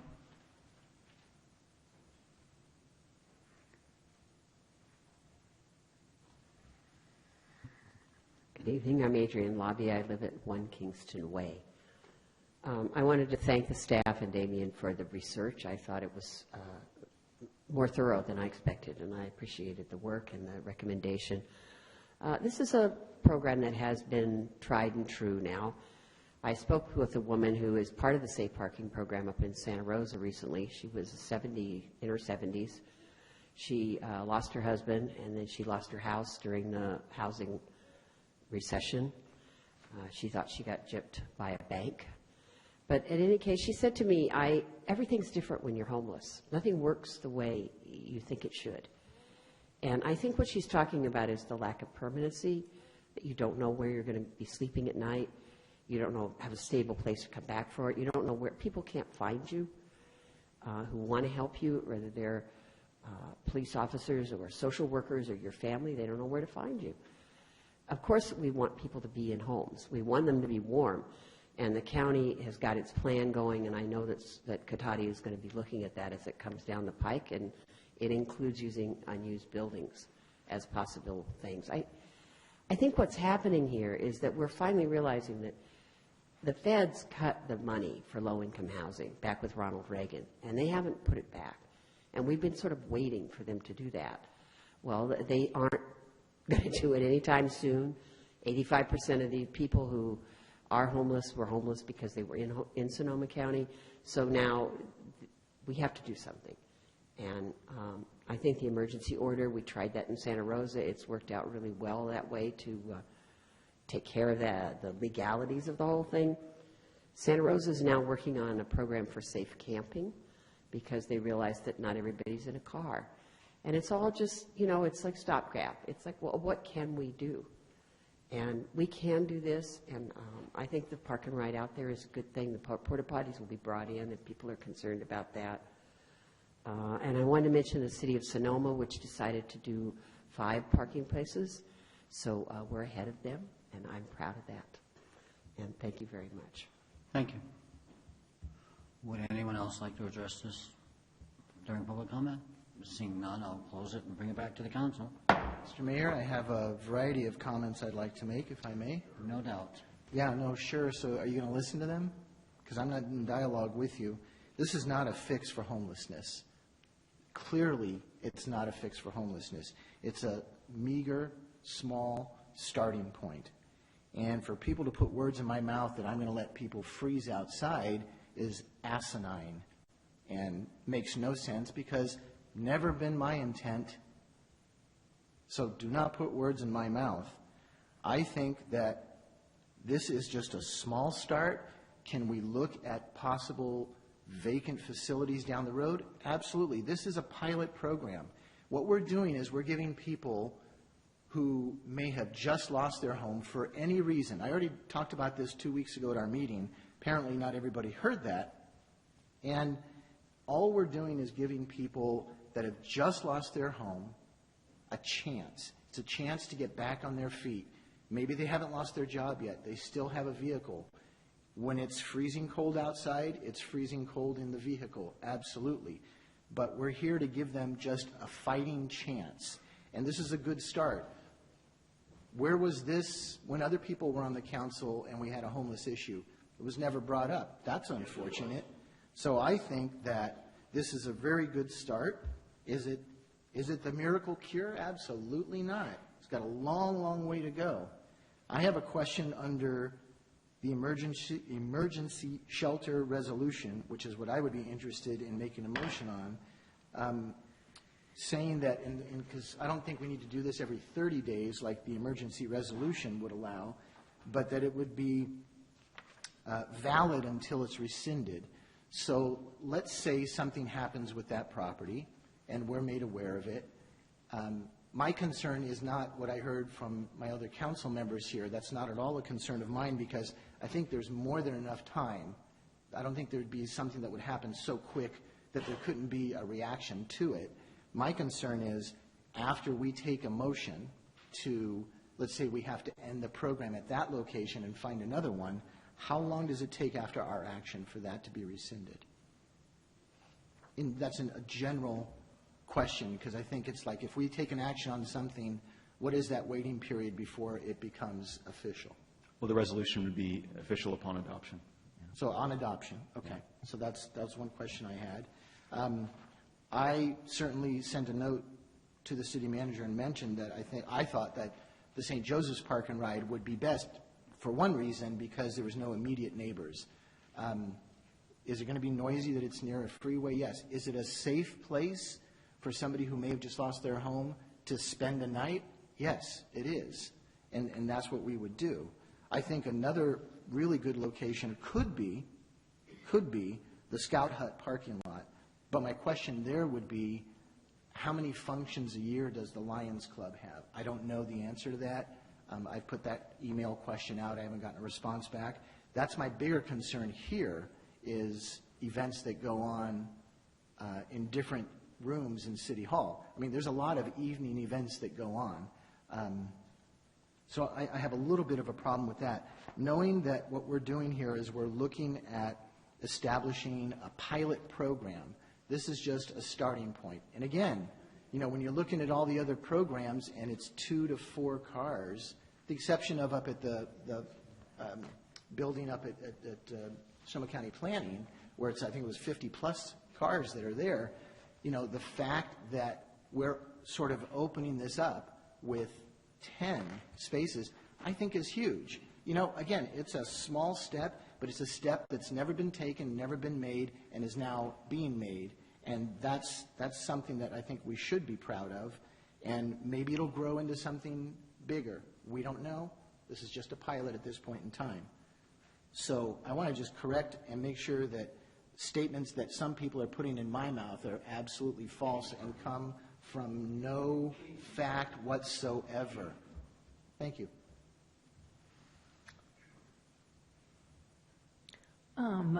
I would just want to reiterate that this is absolutely just a drop in the bucket. I'm glad that we've been able to reach out to Catholic Charities and different people who are members of the organizations that are interested in helping people. This is a fantastic starting point. It is just that. My hope is that this can grow into something that's going to really be helpful. I mean, this is also supplemental to, we've done a lot with trying to include affordable housing, low-income housing. So this is not the only thing that we've done, and it's not a completely novel thing. But what's been great is that we've seen it work in other cities, and so it'll be great to try it in our small city and see if we can also add and make a difference. So I'm also supportive of this, and Thank you very much for putting this all together. And also, just to throw out, as far as doing neighbor outreach in the future, I was also thinking Putnam Park was another good viable option, just because it's further away from residences, but obviously you'd want to talk to the other people. They may be annoyed by the roosters. Who knows? I'm just putting it out there. All right, thank you. Vice Mayor Harvey? Yes, I just want to reiterate it again as far as City Hall, because that has been mentioned multiple times. I think it was mentioned by us also. Unfortunately, the reality is that we rent those buildings out. As a matter of fact, I came by the other night, a couple nights, and there were things going on in the Katati room. And one of the things that the folks from Catholic Charities said was that it's important for these people to have consistent times that they can be here. And what we can't have is, okay, well, tonight you can be here at this time, and tomorrow night you can be here at that time. And so we need to set a set amount of time that they can be here. So while it would be ideal to have them here, we can't have them here if all the parking spaces are full because there is an event going on in the Katati room or one of the other classrooms. So that's why this complex is problematic, although I agree with the concept of it making the most sense, being centrally located and having bathrooms and being by the police. I agree with that. Logistically, we have to give people a set time that they can come, and we can't do that if we rent out the facility. So I just wanted to reiterate that. Thank you. Councilmember Lyon? Oh, yeah, I'm going to agree with my colleague. That's the same thought I had. And I would agree. When I first heard it, that was actually the first thought I had, too. I thought of this facility because I thought we might be able to carve out 5 to 10 spaces, and I liked the idea of the security of the police department. There's some logic to that. Unfortunately, when you spend some time thinking about it, it does get used often enough that being able to guarantee those 10 spaces being free, as they should be if you're going to do something like this dependably, just might not be there regularly. And that's unfortunate, but it is what it is. But you need those 10 spaces at 8 o'clock. They have to be there. I agree with that. People deserve some regularness to this. Speaking of that, speaking to another public comment, Mr. Barich's fixation on how people relieve themselves, which I've heard for years now, and I understand the concern. But it's crystal clear, actually, that this was anticipated and has been provided for. This was talked about at the last meeting, which I remember you were there. Catholic Charities is willing to provide this, and it's quite doable. And it's also right here in the materials on page 36. And it does say very clearly, actually, if you look at the top of page 36, right under the comments for the space we're looking at, will need restroom facilities. But, of course, as we heard, Catholic Charities can provide that. But it's a good point. I would agree they have to be there. So with that, I just wanted to make those points because I'd agree. When I first looked at this, I thought some of these other areas might be good, but as we go through it, it gets more difficult. So I would agree staff's recommendation is good for at least a pilot program. It may be the best of the bunch. Thank you. It's not a panacea for the homeless problem. It's an assistance. It's a transitional program to allow these people maybe to receive some of the services available through Catholic Charities and to hopefully prevent them from getting further in the system of homelessness and maybe try to nip some of that in the bud and allow people to have a respite and a place that they can stay for a short period of time and have a home base and something that's, not a different location every night. So I fully support it. I think that the St. Joseph Park and Ride would be a wonderful location, even if it is temporary, and I would encourage us to look at Plan B or Plan C in the event that we should end up, if that property ends up being sold or something along those lines. So we've already had public comment, so I'm not going to address public comment on this anymore. You can make a quick point as a courtesy. I just wanted to say you didn't address that it's a working bus stop, a Golden Gate bus stop. And so, Okay, we'll talk to staff on that. I was going to ask if we could ask that. Actually, that's a good point to bring up. I had notes, and there was so much other discussion, I forgot it. But we did actually have a lot of discussion of this about a year and a half ago, and it is an active bus stop. It has a lot of spaces, but it is also historically and dependably underutilized. I forget, was it 35-ish, 40? It's a lot of spaces, and typically every night, because we looked at it, we actually sat and watched about, maybe it's 10 to 15, let's call it 15 for the high end. So I think we'd be safe, because you're right, it would be problematic if we were kicking people out who have depended on this for years, but I think that's part of what comes with this particular space. It has the size to be able to handle this without making it difficult for anybody, at least on a temporary basis. But thanks for bringing it up, because that is a good point. The St. Joseph's Park and Ride lot has 166 spaces, and at most I've seen 30 used. So much for my estimation abilities, but it is historically underused, so we should be very good there.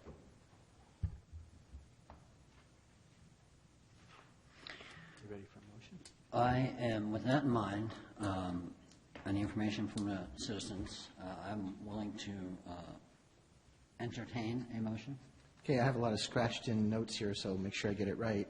But I move to adopt an emergency shelter resolution. Wait a minute. 1 second. I think it's Whoops, sorry. directing the approach, location, neighborhood outreach for establishing a safe park. So it's more motion, more directing staff on this. Got it. Confirming the approach, and then we'll come back at the next council meeting. Got it. Well, for what it's worth, what I'd like to say is I'd like to see us adopt an emergency shelter resolution so we don't have to continually update it every 30 days, and knowing that when we rescind it at a meeting, that's the end of the pilot program at that location. I would agree with the St. Joseph's Park and Ride. This is just my opinion. I know there's 4 others up here, but I'm just giving you my opinion. And I think that gives you enough for a safe parking pilot program as far as direction goes, but there's more. You need, there's 4 things. Oh, the You need the hours from 7 p.m. to 8 p.m. was the recommendation. The duration, I believe September, and I forget the date, but September of next year, right, a 1-year trial program, and spaces of 10. December. Through the end of the year. December, excuse me. End of 2017. Yeah, that was That's why we check these things.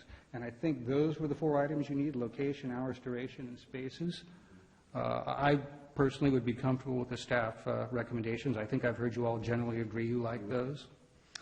And would that be inclusive of a Plan B or C location-wise?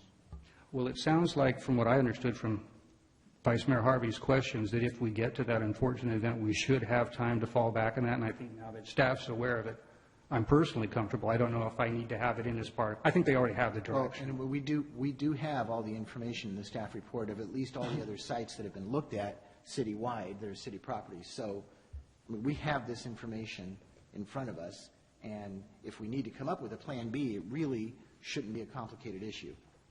We've got it all here, and we can decide, you know what, maybe the next best site could be, I mean, it's right here for us, so.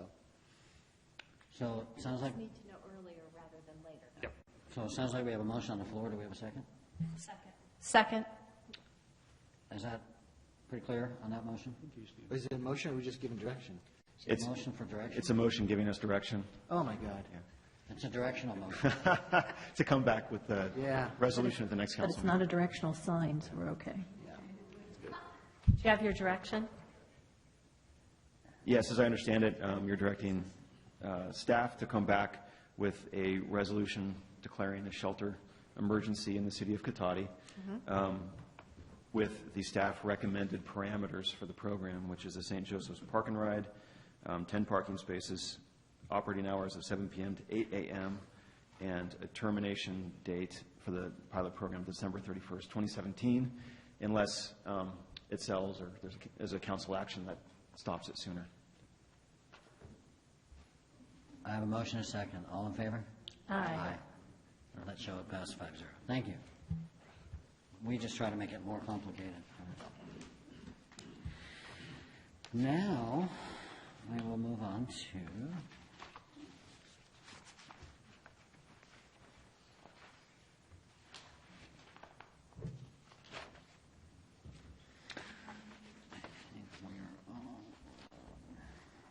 now we'll go to item 13B, the downtown specific plan.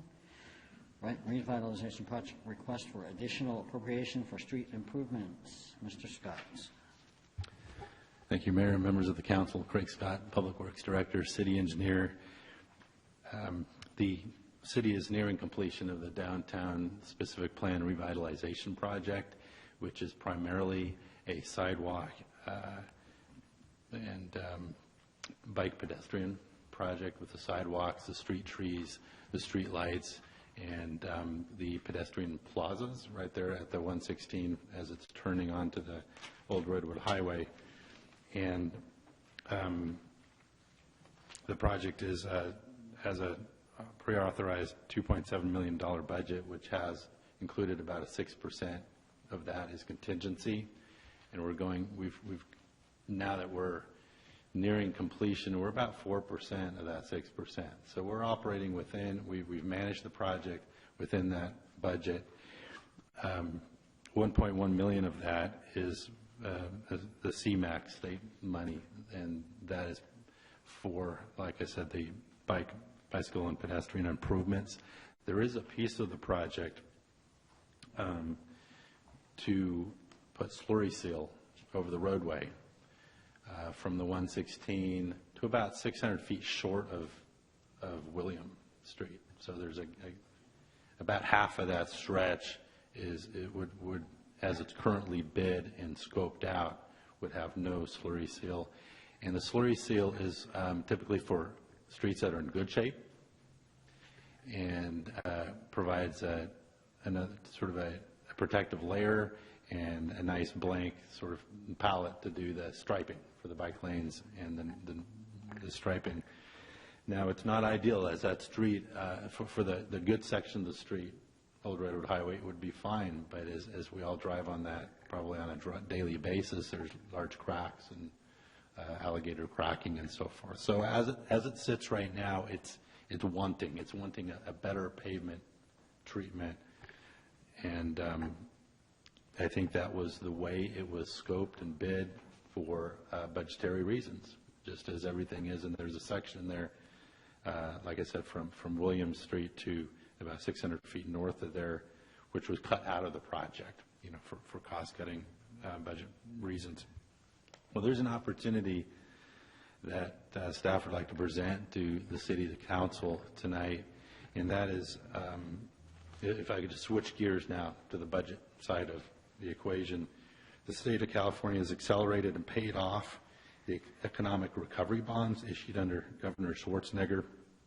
The mechanism established to fund the various state obligations, including servicing the bonds, was termed the triple flip. As a result, the triple flip was wound down in 15-16 with the final one-time balancing adjustments received by the cities and counties. Cotati's final balancing adjustment, which was determined after adoption of the fiscal year 16-17 budget, is $247,836, just shy of $250,000. This one-time funding was not incorporated in the adopted budget. The adopted fiscal year 16-17 budget also includes a 32% operating reserve, which exceeds the City Council's 25% operating contingency policy. This is a potential opportunity with options to build up reserves to save, put that money aside for now, or to put it into infrastructure maintenance. In the argument, the justification is being provided tonight, identifying the need for this area of the city that's receiving a lot of attention right now, the gateway to the city that has just received enhancements, beautiful sidewalks there, the trees, the street lights, and as it stands, the slurry seal would not last. It would be fairly temporary. In fact, just immediately you'd still see the cracks coming through that thin layer, and so the city staff has had this in the back of our mind during the project construction, looking for an opportunity, and so anticipating that we've negotiated a change order with the contractor for an overlay type of application. And What I mean by that is year after year, we present, the staff presents, tries to grapple with one of the biggest challenges the city is facing, which is the maintenance of its streets. And so there's this pavement maintenance program. And there's different strategies on addressing the infrastructure need. In that discussion, there's the different treatments of the street compared to the condition of the street. So with streets that are in roadways that are in really good condition, the slurry seal is appropriate. It gets you another 3, 4, 5 years. Okay. When the roadway is similar to Old Redwood Highway, in that condition, where there's cracking, alligator, where it looks all broken up, that is a street that is in poor condition. And treatments that are appropriate for streets in poor conditions are overlays. And just quickly, that is a milling, a ripping off of about 3 inches of that existing roadway, and then replacing it with brand new asphalt, and about that depth. Now, we did initially start with a quote from the contractor for that. That's close to $500,000 for that treatment. We did some research looking around the state, and there's a treatment that Caltrans uses in other cities in the Central Valley, and it's called double fiber seal. It's a thinner 1/2 inch total thickness with 2 layers. A type 3 aggregate in the first layer, which binds into the cracks and forms a nice base layer, and then a second layer, type 2, smoother, smaller aggregate, good for bikes and fairly smooth. And what's different about this primarily is the cost, which I'll get to, but also it's got glass fibers in it, and polymers, and it's just this very strong, hardy material. That's why it can be thinner. And so it is also appropriate to apply to poor streets. Now, with the overlay, the $500,000 about, that'll get you about 10 or 15 years. With the double fiber seal, that'll get us about 8 to 10 years. And the cost there is it's $250,000. It's within what we're looking at here. From a budget standpoint, managing the project's budget, there's a lot of moving parts, as you can imagine. Like I mentioned, we're 4% into the 6% we're authorized for, and we're reserving that extra 2% for unknowns and some potential change orders that are in the works, and that looks manageable. We would switch out the slurry seal here, which is for a much smaller footprint of the project, and it's about $53,000. So that would be a deduct. And then we'd add on this, and so it turns out to be about $213,000 if there's no surprises. That includes the dig outs, crack sealing, all that surface prep of the street to get the real poor areas of it where this, there's bumps and holes, and so there is that surface treatment. We still need that dig outs preparation we still need to do,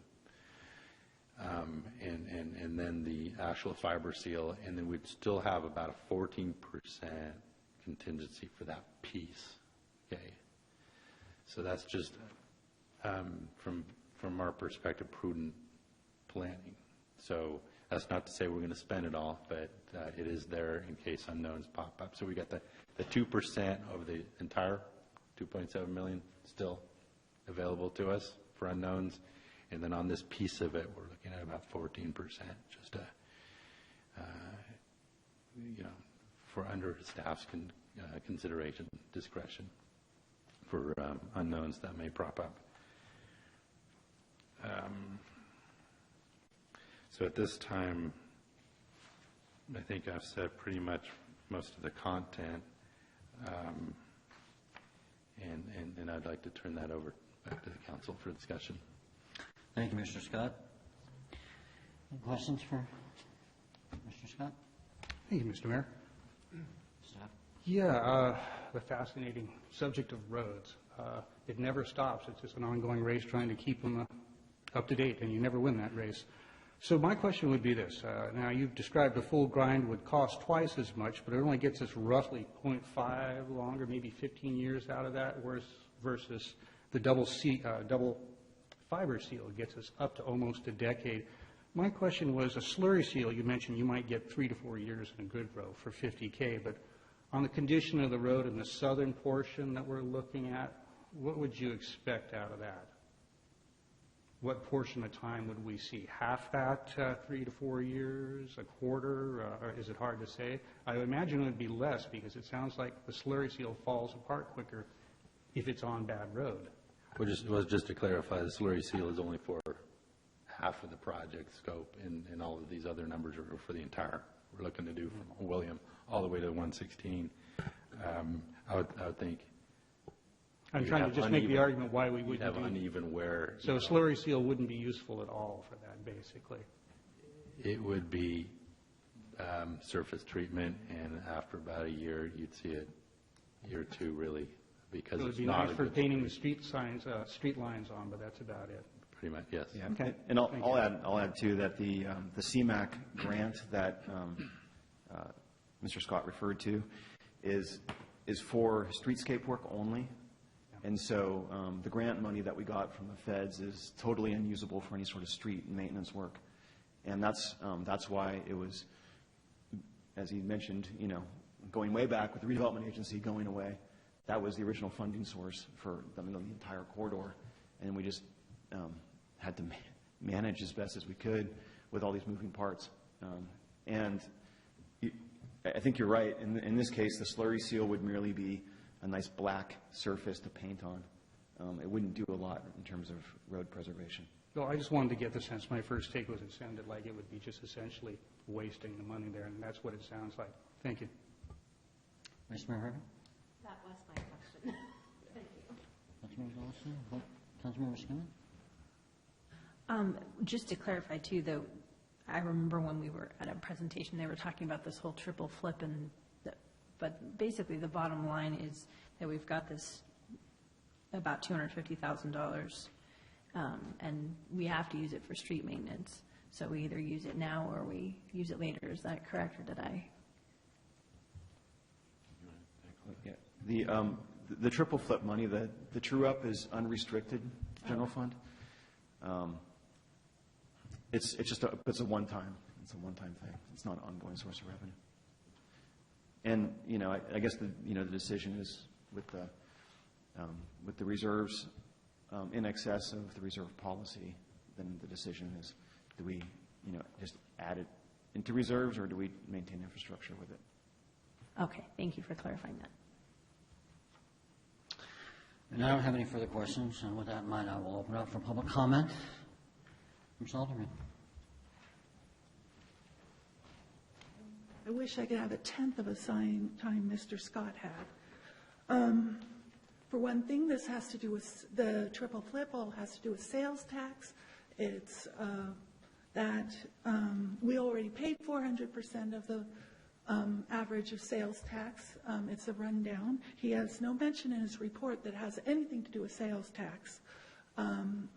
This is money that could be used, $250,000 could be used for a lot of programs in Cotati, recreation, all those things.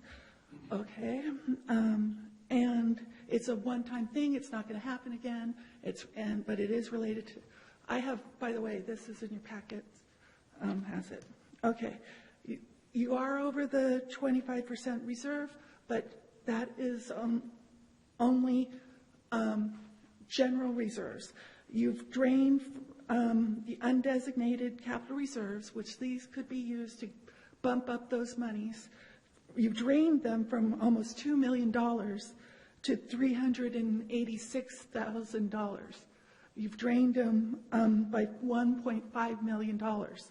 And so we need, this is both the Old Redwood Highway project and the downtown one together, by the way, when I'm talking about this. So you need to bump up that money anyways. You need to save it because the California cities recommend 8%, and you guys are way under.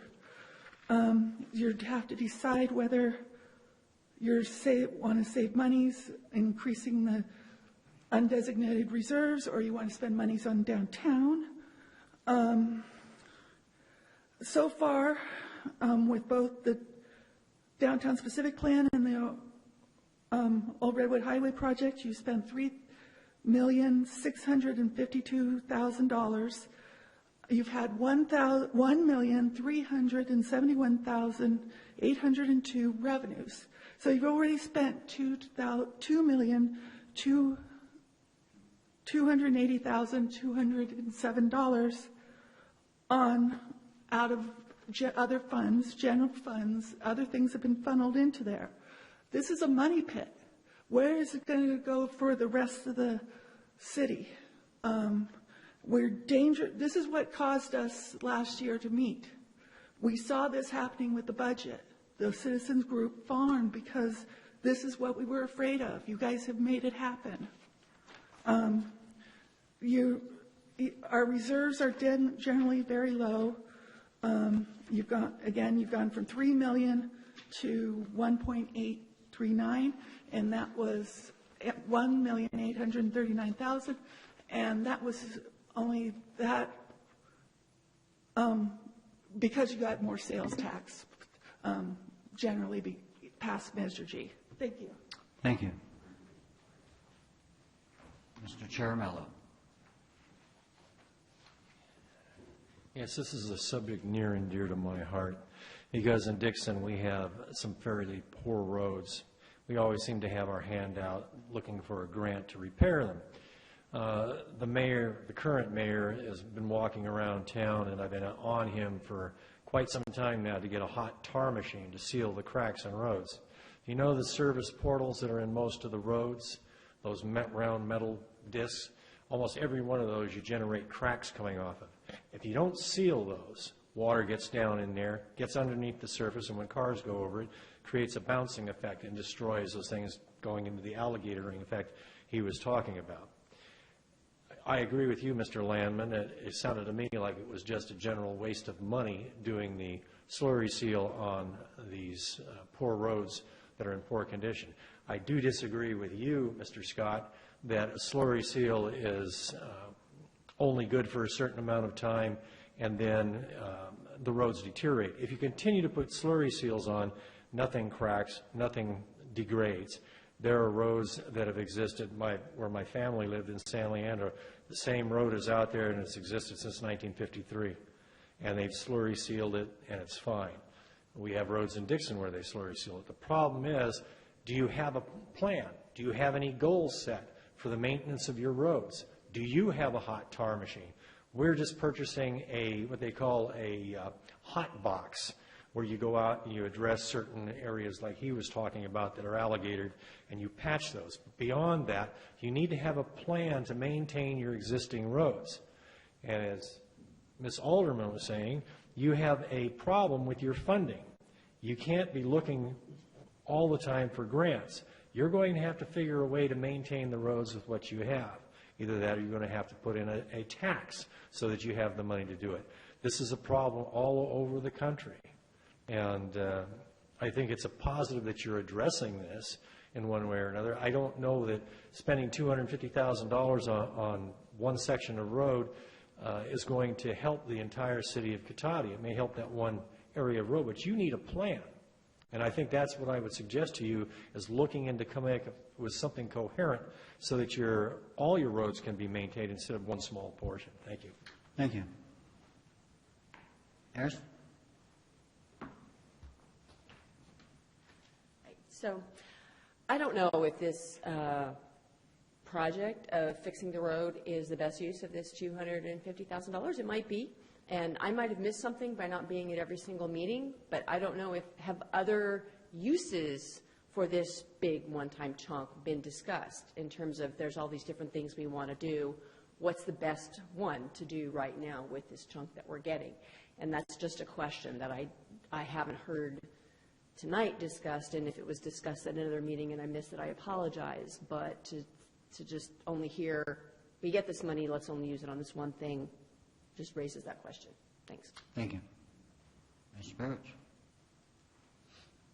I want to thank Ms. Alderman and Mr. Saramello for their comments. I'm not going to repeat anything, but I would like to thank Mr. Scott. Mr. Scott, I think that was a very good report, very thorough and very understandable report.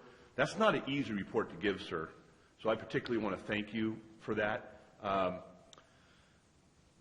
I want to go back to 2009, where I can see we have what's called an emergency, a fiscal emergency in the making here. And I saw this back in 2009, where these forces kind of come together almost to produce a fiscal emergency. And I've seen this on the part of staff members and city council members in order to put forth special taxes and to cut pay and benefit packages for city employees in order to meet a particular agenda. And I want the council to be very, very careful here, because we're, like Ms. Alderman said, we're in a very precarious spot here. And it's very obvious, and staff has done a good job kind of laying out where we are with this. And we can't keep kicking the can down the road. Our reserves are embarrassingly low. You have put us in this predicament with this road project, and I'll tell you, all along, I've always said, we didn't have money to do this project. We barely had enough money to keep Old Red in a sufficient physical shape for the amount of 26,000 car trips that run down that street up and down every day. That was probably the best we could do. But the council wanted more. They wanted this beautiful revitalization, this gateway and so forth. And look where we are because of it. You know, it all sounds real good. But if you have champagne taste on a beer budget, that's where we are. And I want to thank Ms. Alderman for kind of pointing it out. You have produced, this failure of leadership here has produced an upcoming fiscal emergency, because, like Mr. Saramello said, you don't really have a plan. I've seen the plan that Damien had brought out about the road project some years ago, that he wanted to grade our streets from A, B, C, D, and F. And most of our streets were in D and F. And he only had enough money to resurface or slurry seal maybe 200 yards of street per year. Well, that's a plan for disaster. It's always been a plan for disaster, and you inherited that, sir. It's not primarily your fault. It was the council's fault. Bad leadership, bad planning. Thank you. Would anyone else like to address public comment on this particular agenda item? Seeing none, I'm going to close public comment, bring it back to the council. Councilman Skilman, thoughts on it? Yeah. Nothing really to add. I mean, I think it is a fortuitous time to be talking about improving the streets with this money. So I appreciate the timing of it. So I will move on to the rest. Thank you. So we had a document that staff produced. Not sure of the exact title, but it was something along the lines of a road improvement plan, but that's not quite the right title. There's a pavement management program. We have to evaluate the streets every 2 years, and that's paid for by a grant. So we evaluated the condition of roads. We rated a number of the roads, and some were from good to poor, whatever the range was. And then we outlined those, saying, well, we could put, I remember we had a line item in the budget the last several years of putting so much money to that. If more money came, which, for example, last year we did some $700,000-800,000 in road improvements on roads that we knew would not qualify for federal grants or state grants or even countywide, like sections of Old Red, which is a county road, not a city road. So I guess I would call that a planning effort and looking at the future of here's what we need to do to make these improvements. Is that a fair assumption? Whoever dares to answer that. I mean, that's my interpretation of it. Yeah, that's on our core duty. One of our core duties is to maintain that pavement management program, make sure it's relevant and current. And, our constant struggle is a lack of funding to do that. And as you might remember, too, every single road in the city, every 2 years, is walked and given a score from 0 to 100. Once it falls below about 70, it goes from the good category, actually around 60, to a poor category. And so our road scorecard citywide is about 50. And every year it drops and drops because it wears and continue, with the winter rains and with the car traffic. And so it's a battle, to find out what the funding level is. And I don't have that off the top of my head, but it's, probably a couple $1 million or something that annually we'd have to spend just to keep it at 50. Right. And so that's just kind of a reminder as you were going into that. We've had those discussions. Right. So, my point in bringing that up is we do have a plan in place. Whether we have funds to implement it fully every year, that's a whole other issue. And pavement management is the biggest hole in a pocket you'll ever find. Because it's constant and ongoing. So we have a plan in place. We've looked at what it could cost to sort of just keep up. So that was one point I wanted to make. Mr. Caramello said, spending a lot of that money on one section of road may or may not be a good decision. And I think we have to look at this stretch of road in downtown and on Old Redwood Highway is potentially an opportunity to, fix up our Main Street, if you will call it. It's Old Redwood Highway, runs right through the center of town, used by every jurisdiction around us, Petaluma, Rohnert Park, Santa Rosa, Sebastopol, and certainly Cotati residents. So I would hope that, improvements that we make to that road in our downtown area could, in the long term, help, the businesses that are there and then some potential businesses that maybe in the future will come because there's, a nicely paved road and whatever parking is available is there. And if we do agree to this, one thing, knowing all the work that has been going on in the north end of town on Old Red has been a major inconvenience for everybody. That's the price of doing these things, unfortunately, either PG&E or paving or whatever. Is there an opportunity to discuss with contractors, if we go there, caveat, of working in non-peak hours? And I know we do that when we have paving contracts at work. There's times where we try to work and have the contractors work in the non-peak hours, in other words, evening hours. You see that a lot of times in a lot of other cities and states because let's not try to interfere as little as we can with what's going on in the day-to-day operations. So I'm not asking for a reply. I'm just kind of throwing that out there. If there's an opportunity for a discussion with contractors, that might be something that's somewhat helpful as well. Ms. Alderman, thank you, because I certainly did read through all of this, and I had some notes. And I guess my question on reserves, as I look at the city's adopted budget, clearly it's dropped in the last couple of years. When we look at the total reserves, because there are two numbers to draw from. We have the undesignated capital reserve and then the general operating contingency. Damien, what is the general rule of thumb for a municipality as far as an operating contingency from a percentage standpoint of the budget? So we're at 25% or a little bit above it. Yeah, it's typically, actually, yeah, I'm just looking for I'll let the expert reply. Thank you.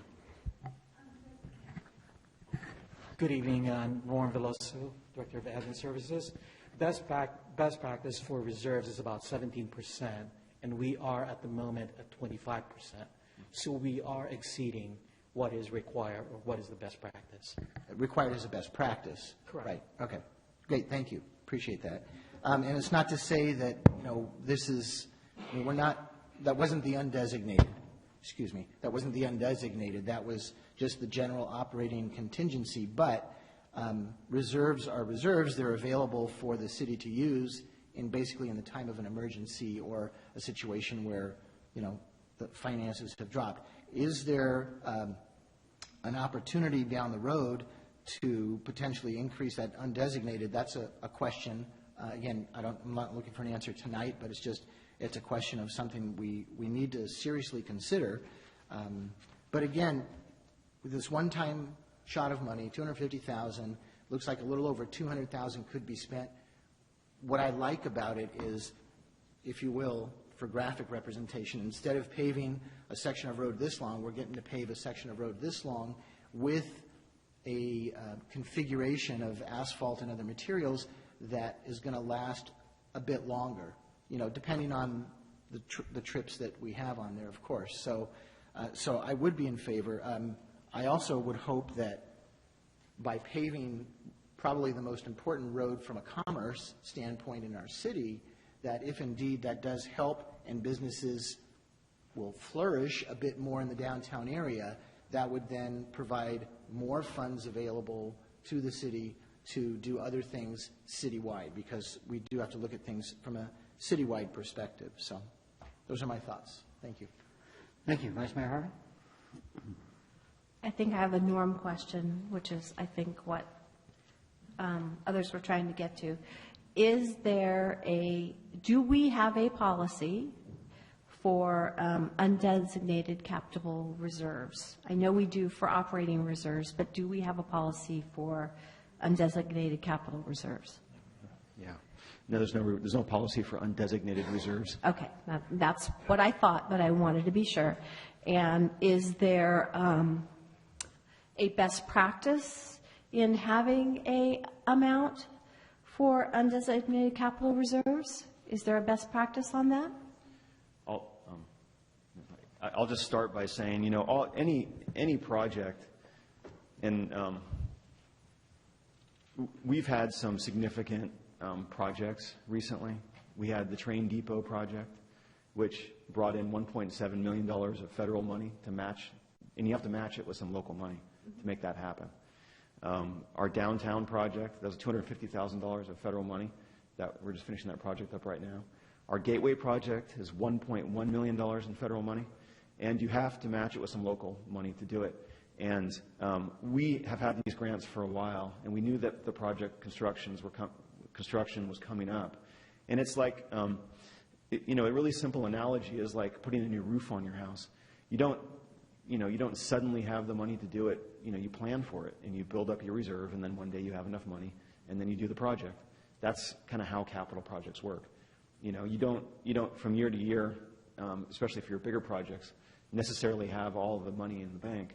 So you have to plan for it, accrue it over time, and then the capital project happens one day, and then there's a large expenditure, and then the large expenditures drop, which is what I'm assuming we'll see next year, a much lower capital expenditure amount, just because the big projects will be done. And then, hopefully we'll be slowly building that back up again for the next really big project. And then, and doing the basic level of maintenance that we're trying to do for roads. And I'll also make, the point on roads is this discussion we're having tonight is not unlike the discussion that every city I know of has regarding road funding. Roads are just expensive things to maintain. And it's hard for any jurisdiction, unless maybe you're Emeryville, to have enough funds on a year-to-year basis to actually fund all of your pavement maintenance. And so one of the takeaways I'd like to make sure everyone leaves this room with is that Public Works Director Scott is constantly looking for new ways to do things, a new way to do the same thing that we've done before. And I think you'll remember last year we spent a significant amount of money with a slurry seal and crack sealing. And that was that was almost 25% of our local streets that got treatment in that year of funding.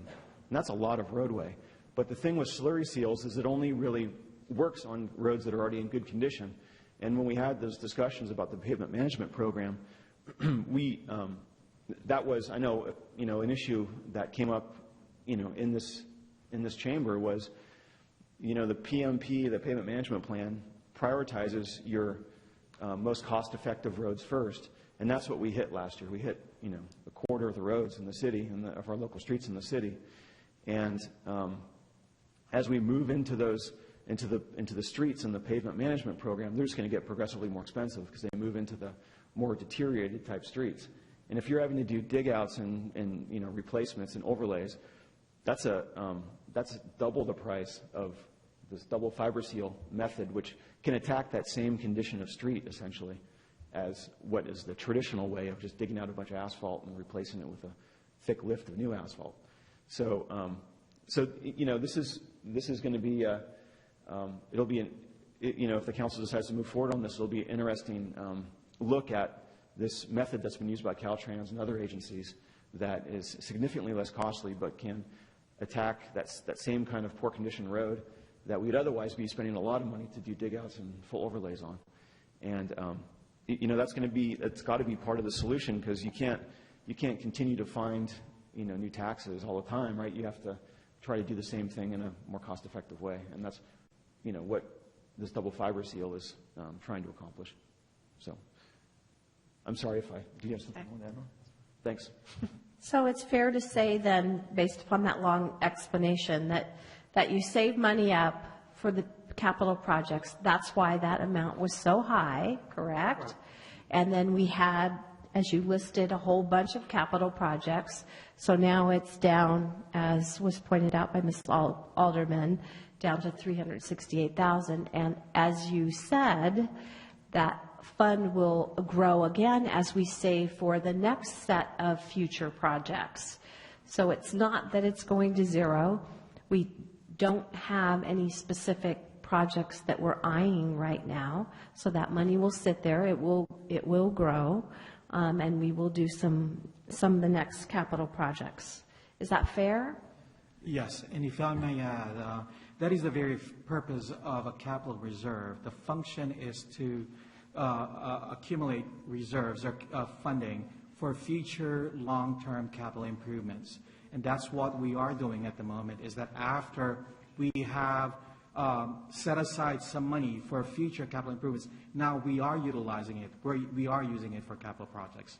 So after all these projects, now we're going to move on and start reserving more money, if available, for future capital improvements or projects that the council believes as a priority. Okay. Thank you. On Mr. Termello's point, apparently maybe Dixon doesn't have a pavement management plan.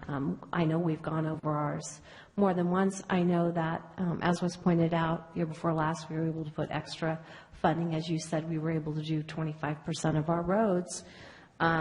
So we do have a plan. I'm guessing that Old Redwood Highway is on the list of roads that needed to be fixed, and as you pointed out, it was in poor condition. One of the things that this does, I think it's a twofold opportunity. One, it's a new product for us to use. As pointed out, it's less than half the cost of what it would take to do the grind. It doesn't give you that many more years. The slurry seal, it's going to last almost 10 times longer, based upon what you said with the traffic and the poor condition of that road. So this is going to give us 8 to 10 years, which is anywhere between 5 and 10 times longer than the slurry seal. And we will, because that is a road that gets used a lot, we will be able to determine, if I understand this correctly, whether or not this paving method is a viable paving method to possibly be used in other areas of the city which also have a poor condition at a much cheaper cost. So this is, if you will, a pilot way, an opportunity pilot way for us to see if this really, you know, for all intents and purposes, lives up to what it's billed to be. So is that a correct assumption? That's a really good depiction of what we're facing. And I just want to add that there are streets that are in poor condition that we would have to leave alone and let continue to deteriorate because we just can't afford to touch those. It's more affordable to maintain our good roads in good condition and just let those poor ones go. So this new double fiber seal treatment would allow us to bring those into our program and fix them. Okay, so that's good. And then the last question I have is, it was pointed out that is this the best use of dollars? We can save the funds, of course we can. We don't have any other project timing-wise right now that this could be used for? Is that why it says in the staff report either save it or utilize it for infrastructure maintenance? Is that correct? I was just going to mention real quickly, if Craig might have something to add on to it, but this money, as he mentioned, was one-time funds that appeared after the budget adoption, so there's no project that's in the pipeline for this year for those funds. So it would be something that would have to be considered in the next budget discussion if it was reserved and saved. And I guess timing is of the essence. We're at a point in the project that either we slurry seal or we possibly look at this other method. It's not, if I understand correctly, it's not like we can sit back, reevaluate, go through the budget again, kind of look at things. Either we take this opportunity because the whole road can be done, as was pointed out by Councilmember DeLasso, not just a portion, for this other amount, and we happen to have that amount that's coming through on this, or we could put it aside and wait till next year and possibly do something else with it. But we do, on this particular thing, we have to make a call on it because either they're going to slurry seal or we have this other opportunity to make the road last 8 to 10 years rather than 1 to 2 years. Is that fair? We do have a choice now. Yes, I mean we're not backing you in a corner and saying double fiber seal is the way to go. It's an option right now. It makes a lot of sense to staff. We're certainly recommending it. And what I failed to mention also is, and you reminded me of that, Ms. Harvey, is we have the contractor mobilized right now. We're avoiding the cost of rebidding it or bidding a project all by itself. The traffic control, there's economies of scale already having them out there. And so it is opportunistic from that point of view. We are saving probably tens of thousands of dollars having a contractor already on board. And I guess another way of saying it was said that we have champagne taste on a beer budget.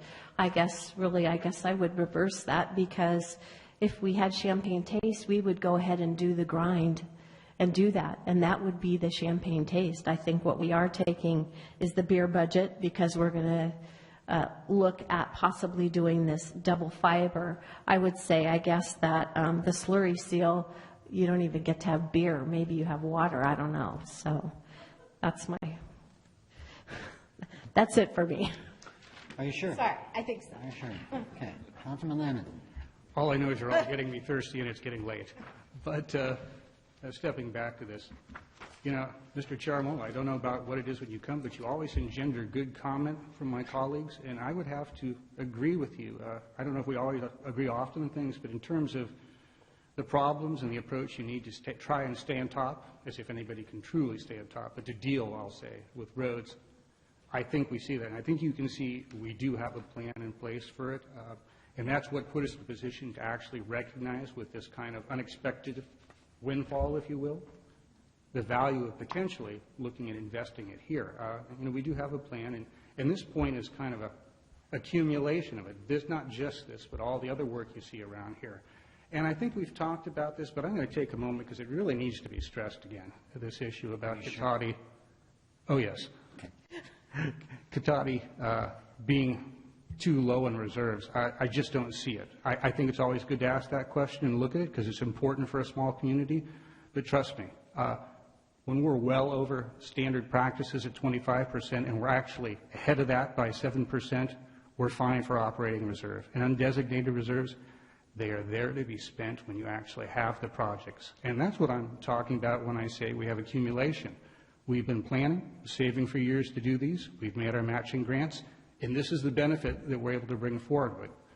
So what I would use very quickly, because I've had to say this before, but a good analogy for all of us maybe, operating reserves for a city, they're kind of like your savings or your investments. You really don't want to touch that. You want to try and keep something in the bank, because if you don't have it, I guarantee something will come up and you'll regret that you weren't prudent and didn't save.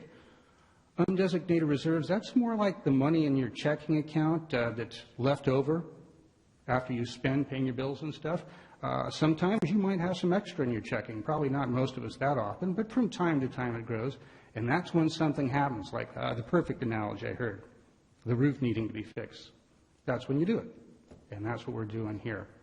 Now, two questions came up. Are we distributing this revenue adequately, fairly throughout the community? Always hard to say if you're doing it, but I do know that our neighborhood, the one that Ms. Alderman and I share, has had a large portion of overlay for new roads recently, last year, as well as a new water main just coming through.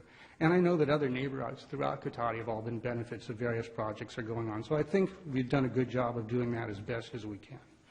The other question Ms. Weaver put forward of, okay, this road sounds like a good place to invest, but how do we know it's the best? I would say that my take is this, and I'll wrap this up because we've had a lot of conversation. If we weren't slated, already going through the headaches of construction in that area, I might say, well, time out. Let's look at this. What's the rush? Let's look at this. But remember, every time you do something like this is a colossal headache for our citizens, for commuters in our community and other communities, and it's a real problem for our businesses. They're going to go through this right now. This is the perfect time to get this done and have it done for hopefully, if we're lucky, 8 to 10 years. We'll call it 9, almost a decade. There's a lot of value in that. And then, as I think Mr. Charamello might appreciate too, with the road, that the southern portion is not in great shape, if we can stop it from slipping further and get it back up to where it can be maintained down the line when it starts to fill with a little slurry seal, we've done the citizens a favor. So with that, I think it's a good place to invest, and I would be happy to make a motion when we're ready. Thank you. Well, that's a road I thought would go on forever.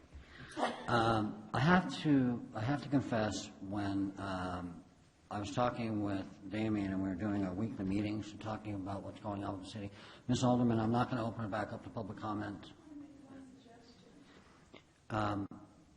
Quickly.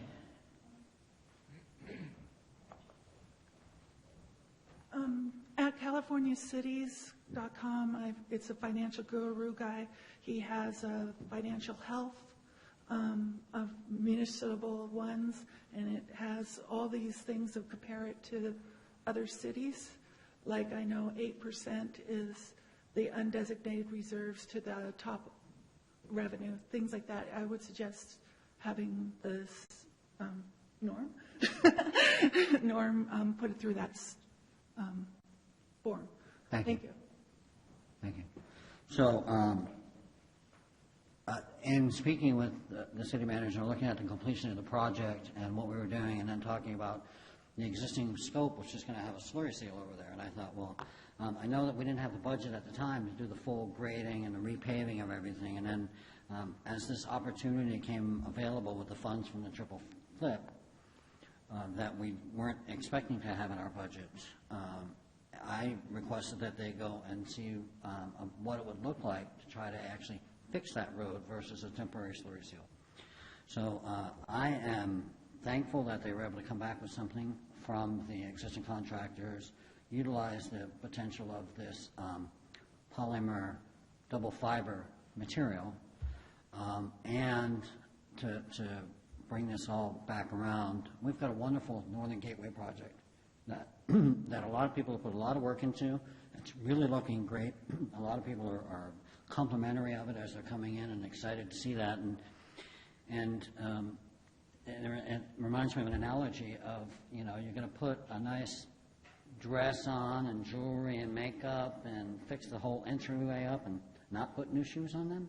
That would be unheard of. So I would be in support of this, and I would be looking for a motion on this. Mr. Mayor, I'd like to make a motion that we move a resolution appropriating and increasing the Downtown Specific Plan Revitalization Project budget by $250,000 for a revised total not to exceed amount of $2,919,713 for the primary purpose of replacing slurry seal road treatment with street overlay treatment for Old Redwood Highway from Highway 116 to La Plaza. Second. All in favor? Aye. Let the record show that's 5-0. Thank you very much. Craig, before you start, I would like to take a 5-minute bio break while you set up, if that's right. We'll recess for 5 minutes and reconvene.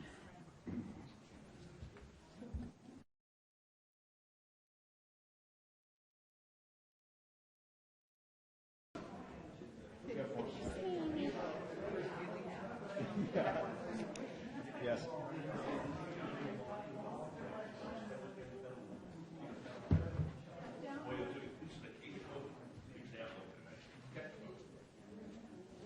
Craig, I think I'm looking at your leg. Oh, dear. Don't want me anywhere near that place.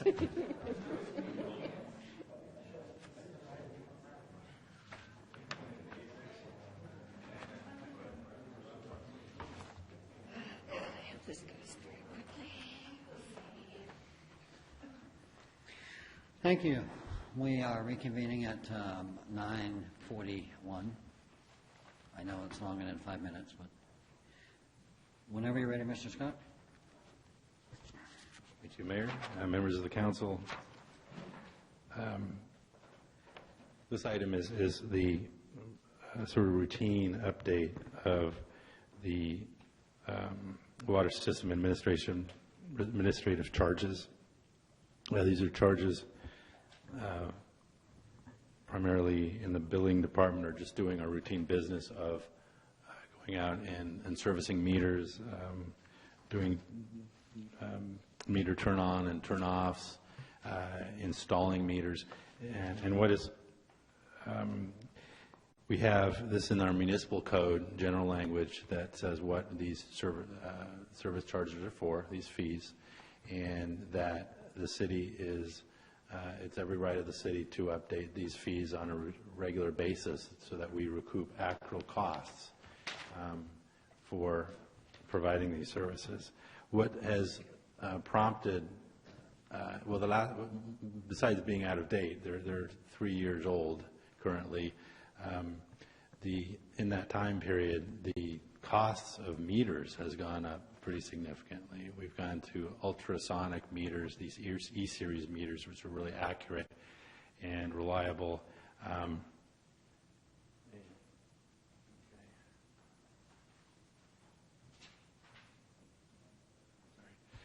Had the wrong side of the paper there. And so we do want to make sure that when we get new development, or there's a request for an upsize of a meter or a reduction in the meter size, that the city other ratepayers are not subsidizing for that one customer that wants that meter put in, or the new development.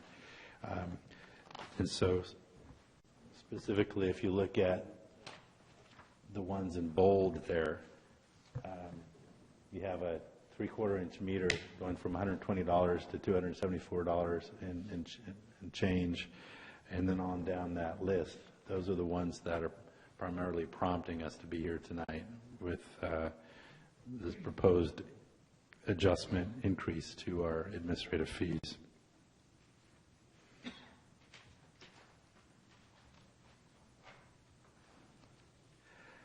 I think that's just keep this presentation short and sweet, and be happy to respond to any questions you may have. Any questions? Councilmember Lamb? Thank you, Mr. Mayor. Yes, Mr. Scott, one question. So I understand that basically we consolidated these some years back. The idea was to look at them yearly or from time to time. At least it's been about 3 years or so since we've looked at this. I'm noting that in the 3/4 inch up to 2 inch charges, they're pretty substantive jumps, more than double in some cases. Some of the others, 3-inch to 6-inch or more along the lines of what I expect. I just wanted to confirm, this is essentially a pass-through cost. This is not a profit-based thing for the city, and this is essentially an adequate reflection of the cost of the meter and the administrative time to manage purchasing and having that put in. Were we undervaluing in the past or something potentially at all? Or has it increased in the cost of the meters? I think the costs have increased in that time period. You've got the increase in technology, so there's advantages there, but then that also leads to an increase in that physical meter cost. And it is, as you say, a pass-through. These are actually quotes from our provider, National Meter, that we received. These are current costs of these meters plus a pretty nominal administrative fee of $25 just to process that. And so yes, it's a pass-through. If that's the cost of the meter and that's the nominal charge you're passing on, I'm much more happy with that. But I had to ask because I just noticed it seemed like a good jump, and I was curious if there was something. And it sounds like it's just the improvement in technology. Thank you. Vice Mayor Harvey. Just one, why on the 3-inch meter was the current charge 0? Did we not have those, or what's the story there? Yeah, that was something I noticed as well. It may have been that we just avoided purchasing 3-inch meters in the past, and there's really no need to put a number there. But with our meter upgrade project, we're really trying to match the demand with the meter size so that they're in their optimal range of that meter. So now we are installing 3-inch meters. Okay, thank you. Councilmember Blasso, Councilmember Skillen.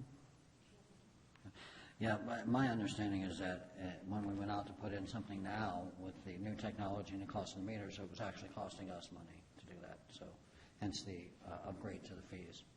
And I will open up for public comment. Anyone wishing to address this item? Seeing none, I will close public comment on this and bring it back to the council. Do we have a motion? I move to adopt a resolution adjusting water system administrative charges. Second. All in favor? Aye. Aye. 5-0. Thank you. Mr. Scott, you're up again. That's the proper side. Okay. Thank you. Very similar item here. We're looking at an adjustment to another fee. These are water and sewer connection fees that, again, our municipal code provides the city with the wherewithal to adjust them by the construction cost index in this case. So just as a background, the connection fee for water and sewer, these are fees that we charge new development, new customers, and it's two components to this. This is a buy-in charge. It's possible, which recognizes that all the infrastructure, the tanks, the pipelines, the pump stations are already in place, allowing these new developments to connect and get water service. So there's a buy-in charge, and then a charge for new facilities needed over time to then provide that additional capacity, and it's based on the proportional cost, the proportional benefit of the future customers by those new facilities. And the city completed a study, I believe it was back in 2013, that, and this is required by the government code, to provide justification and a nexus between these costs and the services, the benefit from the buy-in, and then the new facilities that are going to help provide that capacity. So that study is already being done, and in addition to listing out all of the capital projects that were identified in our sewer and water master plans, which provide these capital list of improvements, it also recommended a inflation adjustment be done as often as every year. We haven't done it in the last few years, so it's overdue, but it's the San Francisco Construction Cost Index. And so that's just something that's published by the Engineering News Record, and we take the ratio of what it is today compared to what it was at the time, and multiply the fees by that ratio, and that's how we get the new fees. Thank you. Any questions from the council? I was just going to ask a quick procedural question. Do we need to make this two separate motions, or is it okay to lump them together since it's in one? One is okay. Thank you. And I will open this up for public comment. Seeing none, I will close the public comment and look for direction.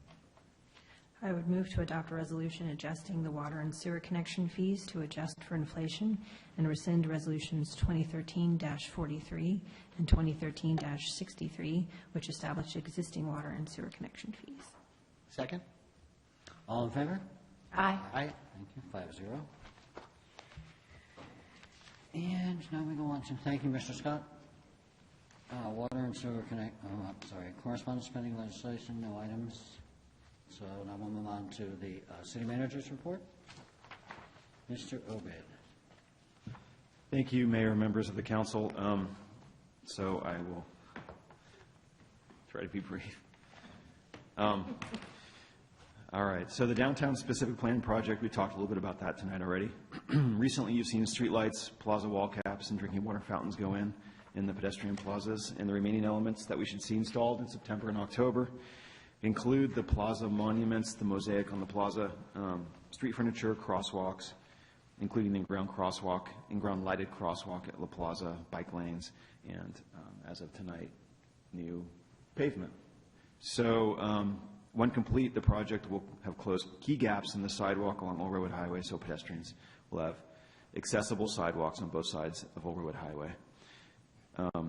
And of course, we'll add 2 new entry plazas as well as enhanced crosswalks and bicycle lane treatments on this busy roadway. Old Redwood Highway South Rehabilitation Project, that's the paving project through our old downtown between the park and Page Street. It's largely complete. I know that also came up tonight, with the exception, and actually was the topic of discussion, the crosswalks are not yet done.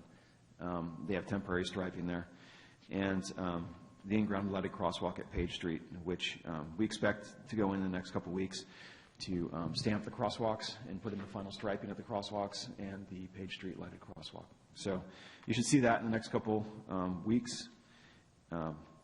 And it will obviously repave our downtown and fix a lot of the deteriorated roadway that was pretty badly beat up. And I guess this is fairly obvious, but I'll also add, this coupled with the council's relatively recent adoption of the revision to the truck ordinance, I think will go a long way towards preserving that pavement through our old downtown. And that was one of the main reasons why it was so beat up, is the volume of heavy truck traffic moving through there. Sorry, I'm losing my voice tonight. Fleddy Ranch, this project's almost done, except for some punch list items that we're still working on. This is the paving and picnic area across the street. As I believe I mentioned last time, we have design plans for preserving the buildings on site. They're 95%, and we expect that design to be done quick or relatively soon. And then the council will be seeing it shortly. West Cotati Avenue water main project. This is the replacement and upsizing of the water main on West Cotati Avenue roughly between Cohen Court and Maple. And that pipeline and the services are done. They've cooked the pipeline, superchlorinated the pipeline, and flushed it, and now it's servicing. And I've had some discussions about air in the water.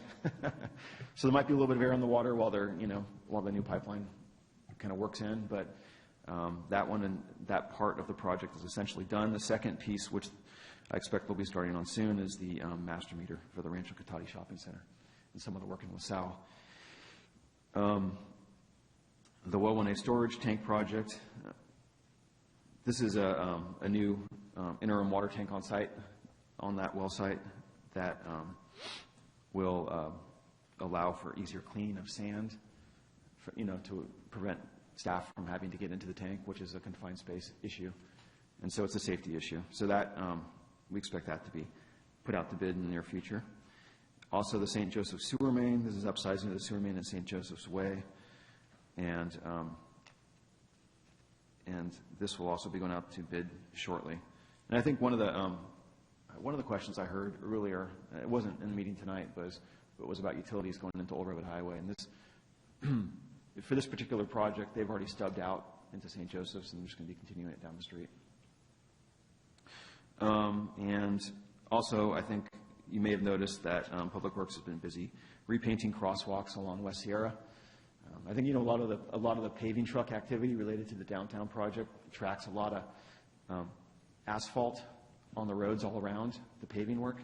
And if you have any white striping or white legends on the street, they, get covered with asphalt, basically tracked over with asphalt from the truck tires. And so Public Works has been refreshing the striping and some of the, crosswalk striping out there, so that you'll see some bright white stripes on the street out there. Planning projects. I touched on some of these before, but, we have the 3 new homes at Ward Drive that they're finishing up. They're in building permit construction. They're in construction now. Oliver's facade and outdoor seating. The facade is complete. Outdoor seating canopy is still going to be finished. The South Grav Brewery. This was in the Gravenstein Business Center across from Lowe's. It recently opened, and on a recent visit, it was packed. It was standing room only. So that's good. It seems to be very popular, even though it seems like it would be hard to find, but somehow people find it. So that's good. And Sweet Expectations downtown in the hub. She's cooking.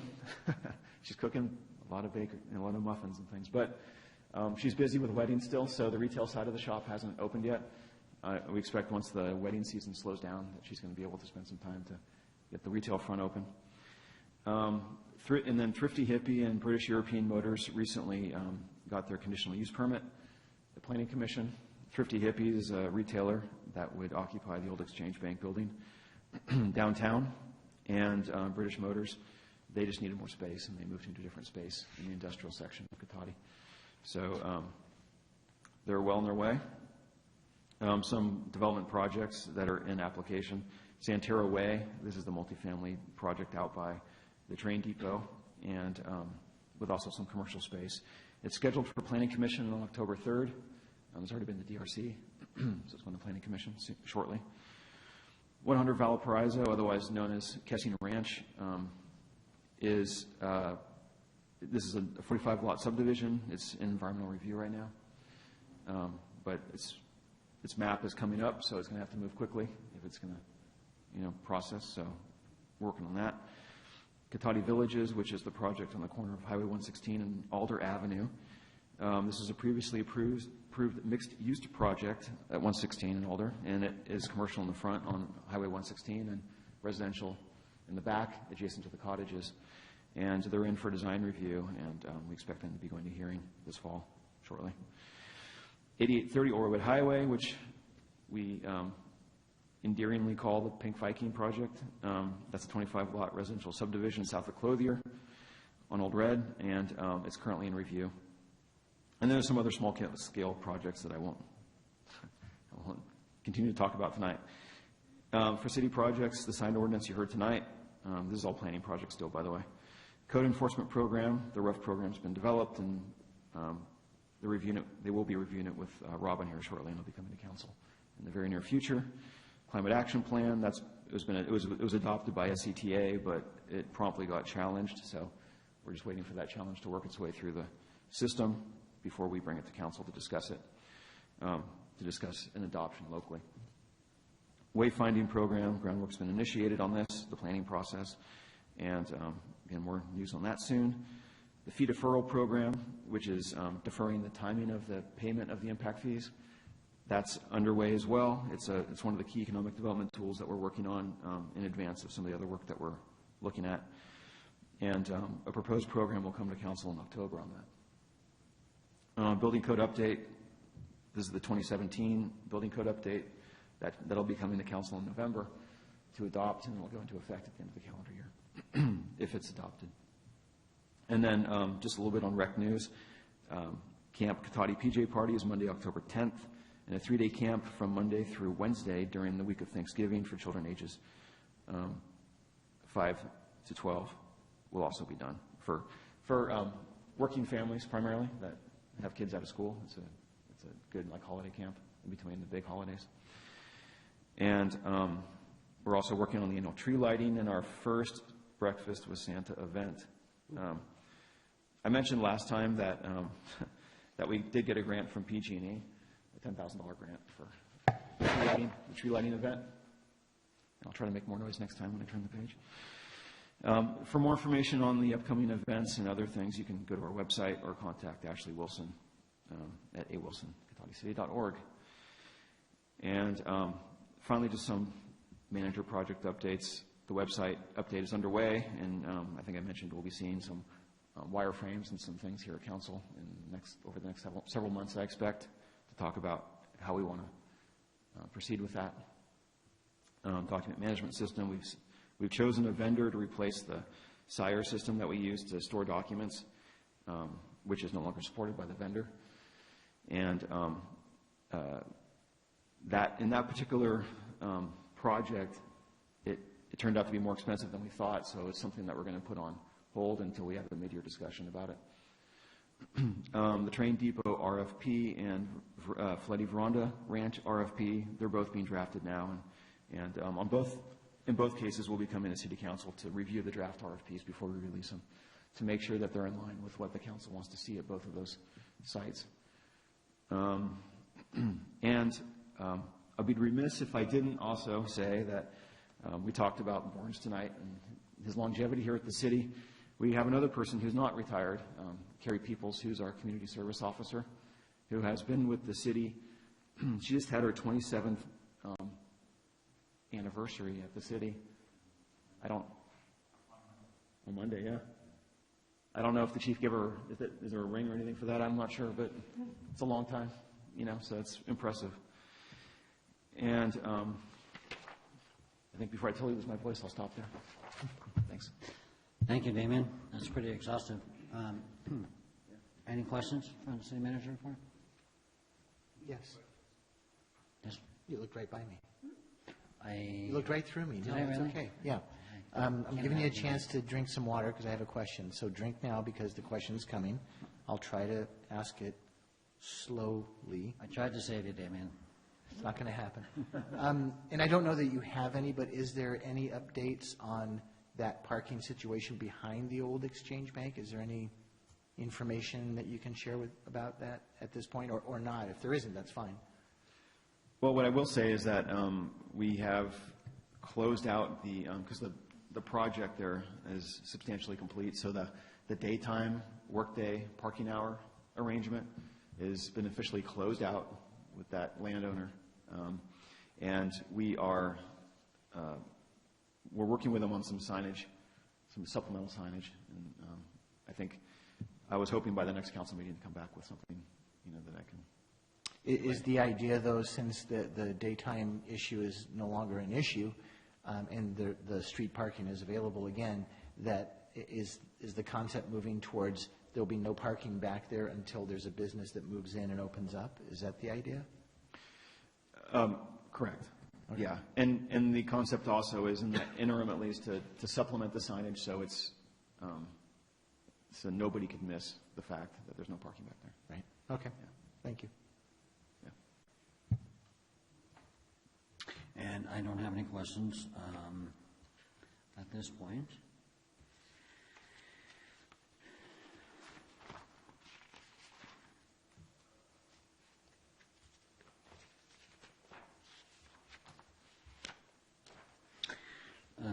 Now we can move on to City Council member reports.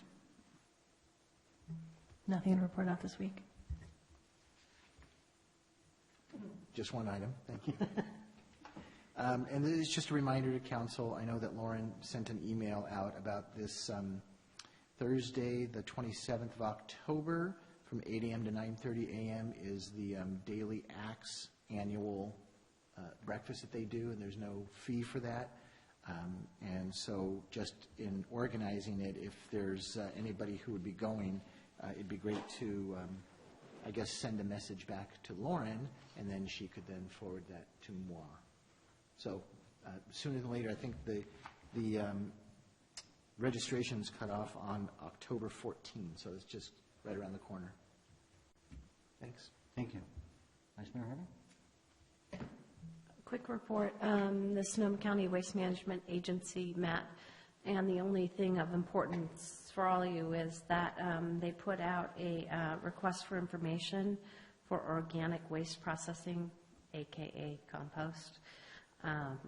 So that actually went out on September 9th, and they are asking for questions about the RFI due by September 30th, after which they'll kind of look at what the questions are and see if they need to make any changes to that. And then once that is done, they will ask for final responses to be due by November 14th, and then they'll review them from November through January to see what options we have for organics in the county. This item got a little bit interesting when it was pointed out that I guess Windsor is looking to do its own thing. So not clear what's going to happen there, but I guess Windsor may be having its own composting facility. And then Rohnert Park announced that they are likely to join Petaluma and go to Redwood landfill. So part of the problem will be with this is kind of when they put the things out, it has to be enough cities and enough commitment of green waste and food waste and that to, make it worthwhile to be able to give a proposal.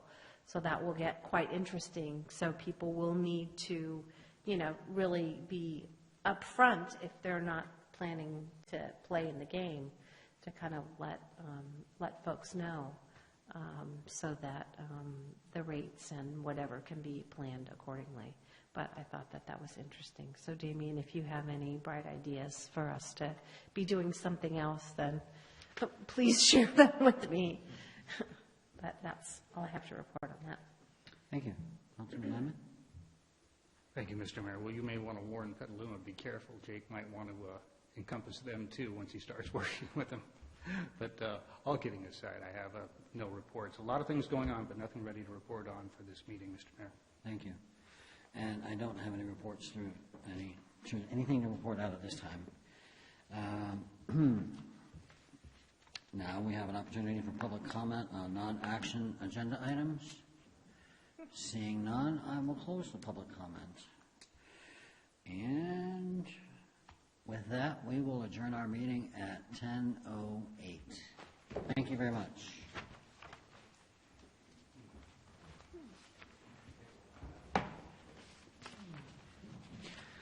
What happened to that 8:30 leaving?